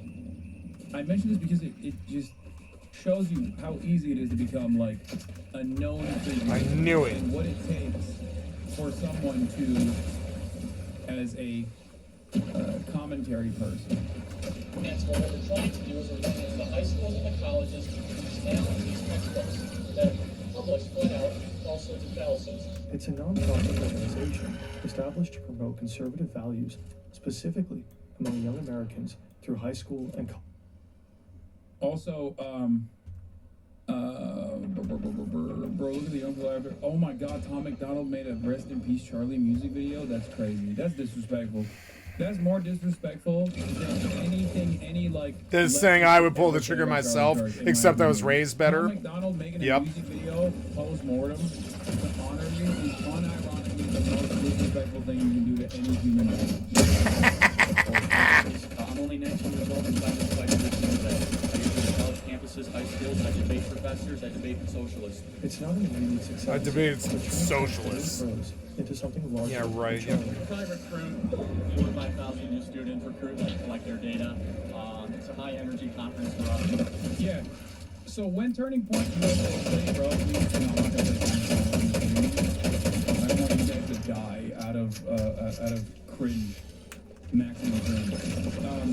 When Turning Point first comes into the fold, Charlie Kirk goes to Foster Freeze. His dad knows him, I think, through construction work, and Foster Freeze is a major conservative donor, right? So he gets audience with Foster Fried, and he pitches to him an idea. This idea is, you know how they have super PACs that manipulate elections? To manipulate student government body elections, both in high school and also in college. Okay? He says these are breeding grounds for left-wing radicalism, high schools, and college campuses are breeding grounds for socialism and many different woke ideologies. The next generation is becoming too fucking right-wing. And that's how it starts. And for the longest time, it is an abject failure. Okay? It's a way to reward our best members that have been... They organize speeches with ever bigger conservative American thinkers. The young Charlie Kirk quickly becomes a fixture of the American political conservative landscape. I started an organization with Turning Point USA 2.5 years ago, around free market economy. In 2016, he speaks at the Republican National Convention. When Trump secures the Republican nomination... Oh! It was a good shot! Kirk gets a direct line to the president. Yeah, in 2015 he was anti-Trump. 2016 he very quickly, once Trump wins the primaries, he's like, I'm pro-Trump all the way. At the same time... But again, at this point he's not drawing crowds, okay? At most, it's like YAF, Young Americans for Freedom, right? Like, at most, it's like another... At most, it is yet another young college Republican advocacy group. It obviously has a lot of moneyed interest involved. It has a lot of donors involved from right-wing alumnus.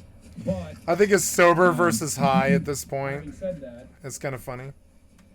Having said that, if you're sober and angry and sexually fucking like sexually like what's the word repressed, an operation to get farm money from wealthy Republican old donors, and basically lie to them that you're making an impact among the youth. He begins using modern media outlets as a way to spread his political message, but there are also means for generating content that gets attention. He gets millions of views, in large part fueled by debates on college campuses. In 2018 comes Campus Clash, a college tour with Candace Owens. In 2024, they sent Republican retards to fucking colleges just to see what would stick. Vivek Ramaswamy. On September 10th, 2025, Kirk and the more the Republicans won, the more like the big jump off here goes like brainwashed the public was in the high schools and the fucking colleges. Young audience, because I remember brainwashing kids young, there was a demographic profile like a good fucking Eichmann or whatever, or you know, Gables. There was a demographic profile of like who Charlie Kirk was targeting on Facebook with Turning Point USA, and I remember laughing about it because it was all like 50 plus year olds that they were farming ads out to. So like their entire audience was comprised of Oh, I hit him! People. So it was just old people. God damn, those shots are so hard to hit. Actually reaching to a younger audience, reaching out to a younger audience, but only reaching out to an older audience. Oh, I hit him! See a young person say oh, I hit him again! Oh, he's out! This is something that I do admit. A lot of people don't realize that like TikTok elevated Charlie Kirk to a real audience. TikTok put him in front of real human beings and real young people. And it worked so perfectly alongside the Trump movement the second time around. Pressured these people so bad. That's when he actually started seeing like mass audiences show up to these events that he was putting together. And it wasn't just like the Trump Republicans at college. The Trump Republicans at college. A series of events for college students across the United States. The format includes his classic Prove Me Wrong table sessions. Prove me wrong. If I don't listen to you, I don't lose. The event at Utah Valley Prove me wrong. is designated as the first stop in this tour. Eyewitness accounts describe hearing a loud bang. It's just there's just so much. So before we had a flag and we had it positioned above the tent, so it was the camera.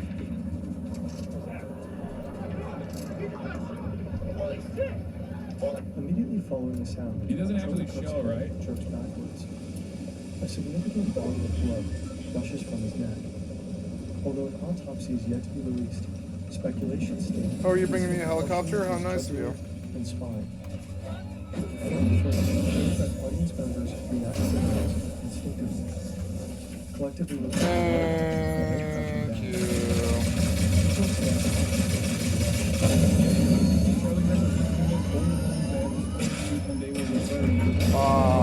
People are used to convince old people that they Dems have the support of youth when they go with Charlie Kirk. How the turntables?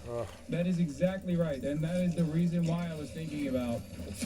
That is the reason why I was thinking about how Turning Point USA initially was just an abject failure, and the I'll do it to you. The comparison was with the modern version exactly that. Also, anyway, let's continue.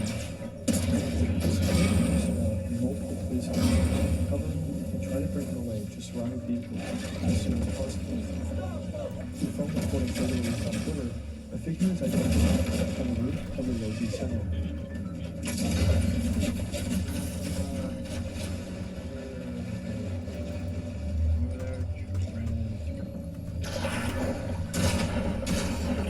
A building located approximately 180 meters from Kirk's position. It seems the shooter is lying in the prone position, shooting down at the view of his targets. This individual is observed both prior to and following the shot, and is seen retreating from the rooftop. Based on these videos, the shooter is placed at a more accurate guesstimation of 100 to 120 meters from where Kirk is sitting. Presumably, the shooter escapes over the roof of the building after taking the shot. Charlie Kirk is carried to a police vehicle parked just behind the tent where he is speaking from. He's then transported to the local Timpanogos Regional Hospital. Initial reports indicate his condition is critical. Utah Valley University spokesman Owen Trainer. Yeah, he was shot in the neck. Suspect is in custody, and it's not a student. Can't do anything about that. I think that was sort of the point. Statements. President Donald Trump posts on Truth Social.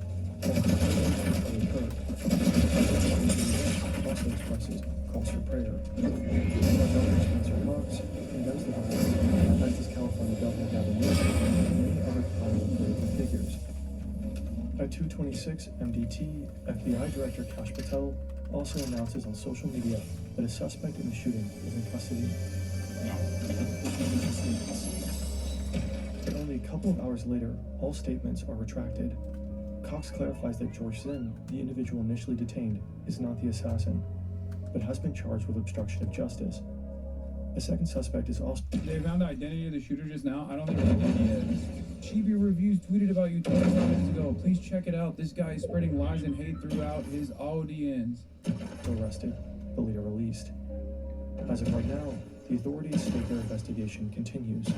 At around 2:40 MDT, Charlie Kirk's death is finally confirmed. President Donald Trump announces it on Truth Social. He is survived by his wife, daughter, and son. My great fellow Americans, I am filled with grief and anger at the heinous assassination of Charlie Kirk on a college campus in Utah. The cause of death is confirmed as a gunshot wound to the neck. No further suspects have been taken into custody as of September 11th, at the time of this upload. President Trump orders all American flags to be lowered to half-staff. Breaking police have not, this is AZ Intel, breaking police have not yet identified the person in the interest of the Charlie Kirk assassination in Utah Valley University. Thursday, denying a CBS News report that the name.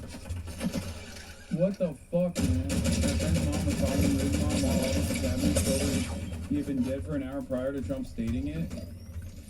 What? Why would your friend's mom know that? I just, the mom network is real. Okay, look, the mom network is real. That he was dead as soon as I saw what his neck was doing. What? I shot him so many times in his face! What are you talking about? He's got 100 health left. I put 50 shots in his face. What are you talking about? I chain gunned him for a full mag. What are you talking about? He's dead. He's dead, you piece of shit developer. How unimaginably incompetent they are. Across the country until Sunday. I'm in you, Walls 09. We are reminded again of how real as in danger political shootings is in the United States. It's a tragic day for our nation. And want to be very clear that this is a political assassination. For us, on the outside, looking from Europe, it's a brutal reminder of how politically heated things are in the country across the ocean. This video wasn't a walk in the park. I'm learning not to chain gun them. Less than a day after the shooting happened, until you have nothing but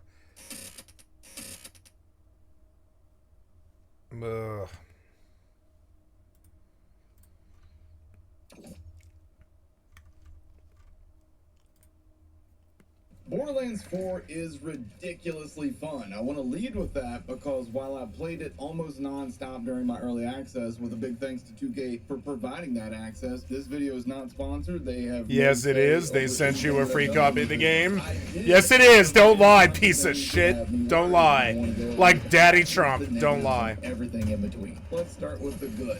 Papa, don't preach. Is so much fun. Movement is better than ever, and while I was initially worried with so many options possibly being overwhelming, it really does become very fluid, and you don't even really think about it after, I don't know, the first hour of playing. Gunplay is better than ever, and now we can dial in our controller sensitivity like never before, in increments even, so finding your perfect sensitivity is only limited by your willingness to figure it out for yourself. Here's my settings, just in case that helps you. If you ask Borderlands fans what was the one thing that bothered them the most about Borderlands 3, almost universally one of two things, the story or the frequency of the legendary drops. Well, both of those things are much better in Borderlands 4. I would literally say that they're fixed in Borderlands 4, but I'll let you guys be the judge of that for yourselves. But in my opinion, everything is a lot better in both of those categories. Now, no spoilers here, but the story is arguably the Let's see, I did 240 damage to him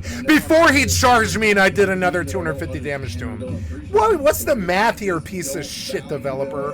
What's the math? Assessment of a video game as other people. Get your damage calculation better. I thought that this was better than Borderlands 2. You can take that for however really? You want it, but I think it's better than Borderlands 2. Now, is the Timekeeper better than Handsome Jack? No, I don't think anybody can ever beat Handsome Jack. I just don't. But that's okay. We don't need Handsome Jack in every Borderlands game. I don't care about Handsome Jack. Only Jackoffs care about Handsome Jackoffs. Always alluding and doing some pretty heinous things to the main cast along the way. He's not hitting you with non-stop quips and banter, just being the threat that we need from the villain. We all know Handsome Jack was an amazing antagonist in Borderlands 2, and this game and its story does not take away from that. Rather, it builds on the lore of the Vault and the Sirens and sets up a lot of interesting threads for the future, whether we stay on Kairos or return to Pandora. Personally, I'm over Pandora at this point, and I would love to see the franchise branch out to other Vault locations in future games. Who cares? I don't care about Pandora, no. Jack, and again, doesn't need to be. The supporting cast of villains pick up any slack and offer a constant string of challenges, threats, and some humor along the way. And man, let me tell you about these boss fights. They're amazing.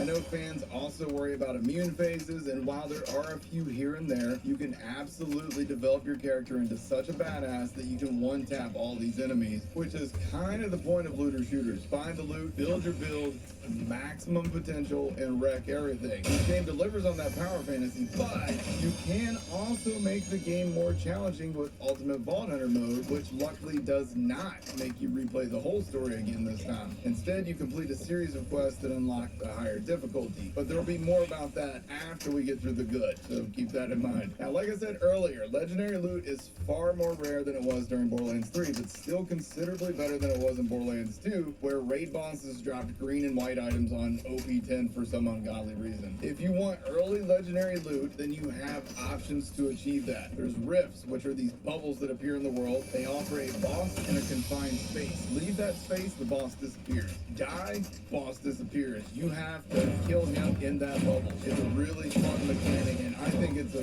really great one. Now, defeating those rift bosses gives you a chance at their loot, but it also gives you an item box that's sent to your inventory that you can open for a chance at either a blue, purple, or legendary item. Now, I don't know the odds on legendaries from these. I think it leans closer to 10% from the boxes based on my experience, but again, you also have the drop chance from the boss itself. So there's options. I want to go back and play Tiny Tina's Wonderlands after this. I'm going to stay up late and just sleep less. I don't care. However, if you increase your difficulty, it's a Thursday. What do I care? You will get more world drops.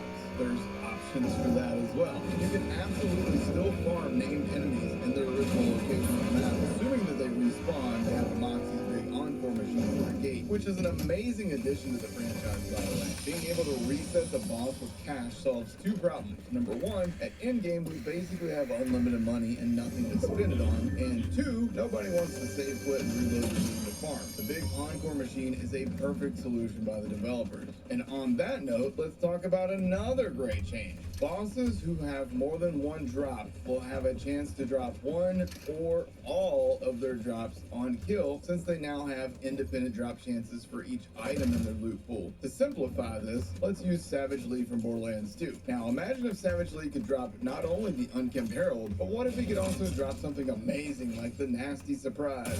I'm just playing about that, but you know, you get the idea. Now, Savage Lee has a 10% chance to drop the Herald, but with another item added into his loot pool, that other item could also have a 10% chance to drop. So in theory, you could get both to drop on one kill, but it would be rare. Borderlands 3 had a similar thing, but only on certain bosses like Aurelia and Private Beans for some reason. This change is nice, but again, more about this later in the video as well. Another positive thing is that blue and purple loot can absolutely carry you through all the way to level 50 if you want it to. I beat the story at level 35 and I was using almost entirely all purple and blue gear. Level 50, I'm still rocking a purple rep kit, a purple class mod, and a purple knife, and I love those three items in a way that I love certain legendary in previous games. For those of you who remember launch Borderlands 2, this feels very similar because I remember rocking a Ravager, a quad, freaking nice Malawan sniper. I had all kinds of amazing purple gear in that game. It was so fun. It's the same situation here. Now, don't take any of that wrong or as if I'm saying that legendary items are weak and you only can use the blues and purples, because that's not the case at all. They're just more rare, and balancing is such that you can seriously just use the gear that you enjoy and not feel required to chase super rare loot. At level 50, I'm still using two different level 45 legendary items that I plan to replace with max level versions soon, but even though they're under leveled, they're still strong. I've seen comments that were concerned about the lack of enemies in the open world or that the enemy density is an issue, and I can say with certainty that that is not a concern. There's enemy encampments, world events, lost arenas, and loads of enemies to fight along the way. There's also safe houses, silos, and those are kind of akin to like towers and Breath of the Wild, where you just like, you know, find this area, unlock it, and then that's going to be your travel station. There's also crawler sites to defeat, bounties to chase, ripper drill sites, which are like a faster version of slaughter maps in Borderlands 2 and 3. You get a bunch of enemies of different caliber or attack in waves, and then you get a boss fight at the end. Now these are awesome, and the first one I did really tested my level 45 build and pushed me to improve it because I got my butt whooped the first time I went in there. You can now also send items to your bank without needing to go to a hub area. Just go into your backpack, click on the item, and mark it as bank, then hold down the assigned button that says to the bank and pick it up. You've cleared out inventory without having to travel anywhere. Super great. Again, overwhelmingly positive. I played this game so much during my early access, but I do want to talk about the bad. These are things that need fixed as soon as possible because fans will be very upset about these things. First of all, performance. I had a bunch of stuttering early on, but it cleared as my shader cache did its thing. If you're on an NVIDIA card, here are the things to do to like fix this, and it's real easy. Number one, turn off the game. Don't have the game running when you do this, but go into your NVIDIA control panel and increase your shader cache. If you have the room to do it, I did 100 gigabytes. I don't know what everybody else wants to do, but that helped me immensely in terms of like storing the shaders and not having to worry about constantly the game trying to reload them. But when you enter new areas, it will lead to more shader caching, as both those areas will sound while you play. Within a few hours of playing, however, my performance was buttery smooth. However, Gearbox sticks all those shaders in the load screen at launch. There's going to be some players out there that has a performance issue, and that's just going to be a negative that they're going to have to deal with. Next, early game, it looks like there is a lot of drafting. Now, this, again, is akin to early on in Zelda Breath of the Wild, where you have to find towers and things to make traversal easier for later on. But since one of the biggest complaints fans had about previous games was all the driving maps and weapons, this feels kind of rough. I'd love to see more fast travel stations added throughout the map, just along the road. You know, it's good to be along the road. Even though safe houses and silos exist, and you will use those, you will unlock those as you play, it's just early on, it feels like you got to do a lot of driving. And even when you have the safe houses unlocked, there's still going to be times where I just kind of wish that I could travel a little bit closer to where I want to be. During my story playthrough, I had a point where I had enemies that had just exclamation points, even though the mission said that it was normal and it didn't give me any indication of enemy level or anything like that. So I ended up like trying to push through this area and just got destroyed over and over again. Having enemies that are 5 levels or higher than you is just not fun. It would be great if the mission indicated that in some way so that I knew before I went and wasted time. I could just go do side quests, find rifts, do all that fun stuff, and build my character up until I'm ready to go to that area. That seems like a pretty easy fix. Just indicate on the mission what level you should be at. Okay, so earlier I mentioned that bosses have multiple things in the loophole, and they can potentially drop all of those at the same time. But I think this is, in some ways, kind of not the overall solution. It's a good solution. It's better than Borderlands 3 solution, but I still think with this open world, we could have more named enemies just scattered about. There's all these encampments, silos, safe houses, there's the crawlers. Just throw some more named enemies at us and move some of these extra items that are in boss loot pools to those other named enemies that you add to the world. There's so much room for more enemies out there. Why not just do that? During early access, my lost loot machine refused to take in this legendary that got stuck on the roof of a boss fight arena. When I saw that it was out of bounds, I immediately went back to one of the hub areas with the lost loot machine, and nope, it wasn't in the machine. Weird. So I went back to the boss arena, and sure enough, the loot stays in the area even when you travel, which I guess kind of makes sense since you're in an open world, so you're not really traveling to a new map, you're just traveling in the same map. But I was like, okay, whatever. I saved and quit, thinking surely this, saving and quitting, will send that item to my lost loot machine. But then I reloaded in the game, and nope, not in there. So I've already passed this info along to the developers, and hopefully that's something they can story mission with no dialogue skip to unlock the first Ultimate Vault Hunter mode level is just not fun.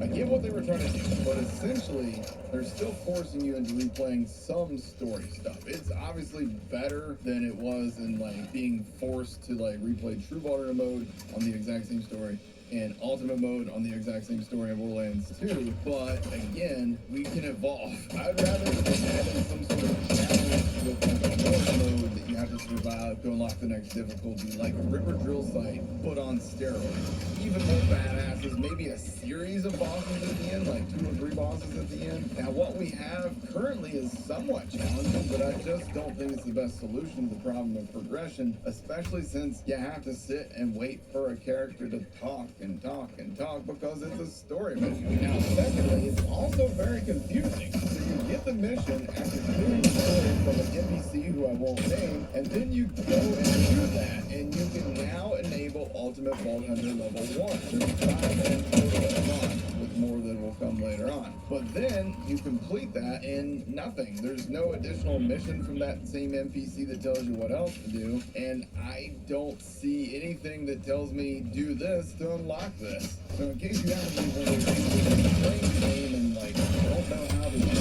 fire up in ultimate levels, this is what you do. You go into your challenges screen and you complete the challenges that are listed in your Ultimate Vault Hunter mode, and then as you do those, you can complete your Ultimate Vault Hunter mode. Now, in terms of dialogue and the lack of a dialogue feature, having played Diablo 4, I just don't understand why more games want to make you stand around waiting for people to talk. This is not as bad as it was on Borderlands 3 by any stretch, but it's still worth noting. You still end up talking to characters, you still have to stand around and listen to them before they give you the check mark thing that you completed that section, and then they give you the next task. Those instances are just in the story, and as some of you guys know, they have said that once you beat the story, you'll be able to do a level 30 skip with your next character, and that way you don't have to sit through all that dialogue. When doing side quests and even main quests, you have have to do a fair bit of driving to go from point to point, and you end up getting stuck looking at your compass to try and stay in the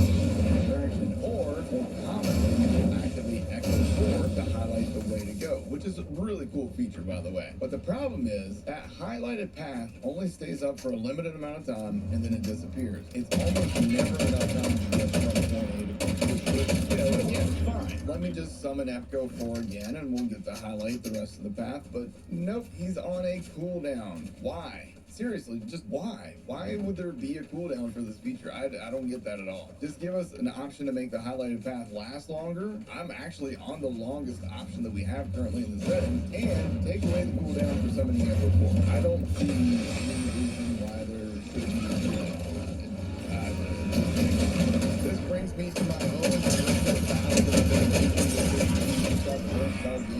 No mini-map. Now, the developers got tired of me rallying the forces and did add in the combat radar, which solved the problem of knowing when you spawn behind you, and that's great. Honorable options for people who don't want it, they can turn it off. But not having a full mini-map is most notable while trying to traverse enclosed areas with multiple paths. It's also notable if you aren't looking in the direction of the loot, compass won't indicate the legendary. You have to be looking directly in that direction, or at least have it in your peripheral. Like, some enemies will drop things pretty far away, and if you don't hear that audio cue, I guess you probably lost that legendary because as we established earlier, the lost loot machine's not working. Another thing about the compass is it is in the way. It is just in the way so much. I look at this item card. Oh, look, my compass is overlapping the item card. Just give me an option to toggle it off. Another thing that happened a lot to me on my Rafa playthrough is I got class mods for every class except my own almost all the time. I don't know what the deal is with that. You would think that would be dialed in, but for some reason, like, the game thinks that I want Harlow and Vex comms. I think I have more Mon comms than anything. I'm gonna say that map navigation is still kind of clunky on controller, especially zooming in. I'd love the same option in Borderlands 3 where I can just use the D-pad to quickly jump between fast travel locations. Also, it's probably a little bit confusing for a lot of players to figure out how to get back to certain maps that I don't want to talk about because spoilers, but there's some maps that are going to be hard for you to travel back to unless you really like pay attention to the options on the screen. And here's the one that's like really bothering me, like more than it really should, but why is quit game still an option on this screen? And why is it the first option with no option to say, are you sure? If I want to close my game, let me quit the menu and then choose quit game. That's like 2 seconds tops, right? At most. Maybe just a second, honestly. And it's right there at the bottom when you quit to the menu. It bothers the hell out of me. With all of that said, this game is actually amazing. Even with the bad and the ugly items that I listed, most of which I imagine that they're probably pushing out a patch to fix right now. Even with all that, this game is easily the best game in the series, period. We don't have a solid end game yet, and if they don't know that, that's not on me. But in terms of like the base game experience, it is so much fun. There's so much to do. It will occupy your time for hundreds of hours most likely to build a base game. And I've only played one character so far. Straight up, guys, I've only played one character so far. There's so much to experience. Again, I'm staying outside of spoiler territory here. I don't want you guys to like be spoiled by anything, okay? I found the story to be my favorite in the franchise, and I cannot wait to talk about some of it after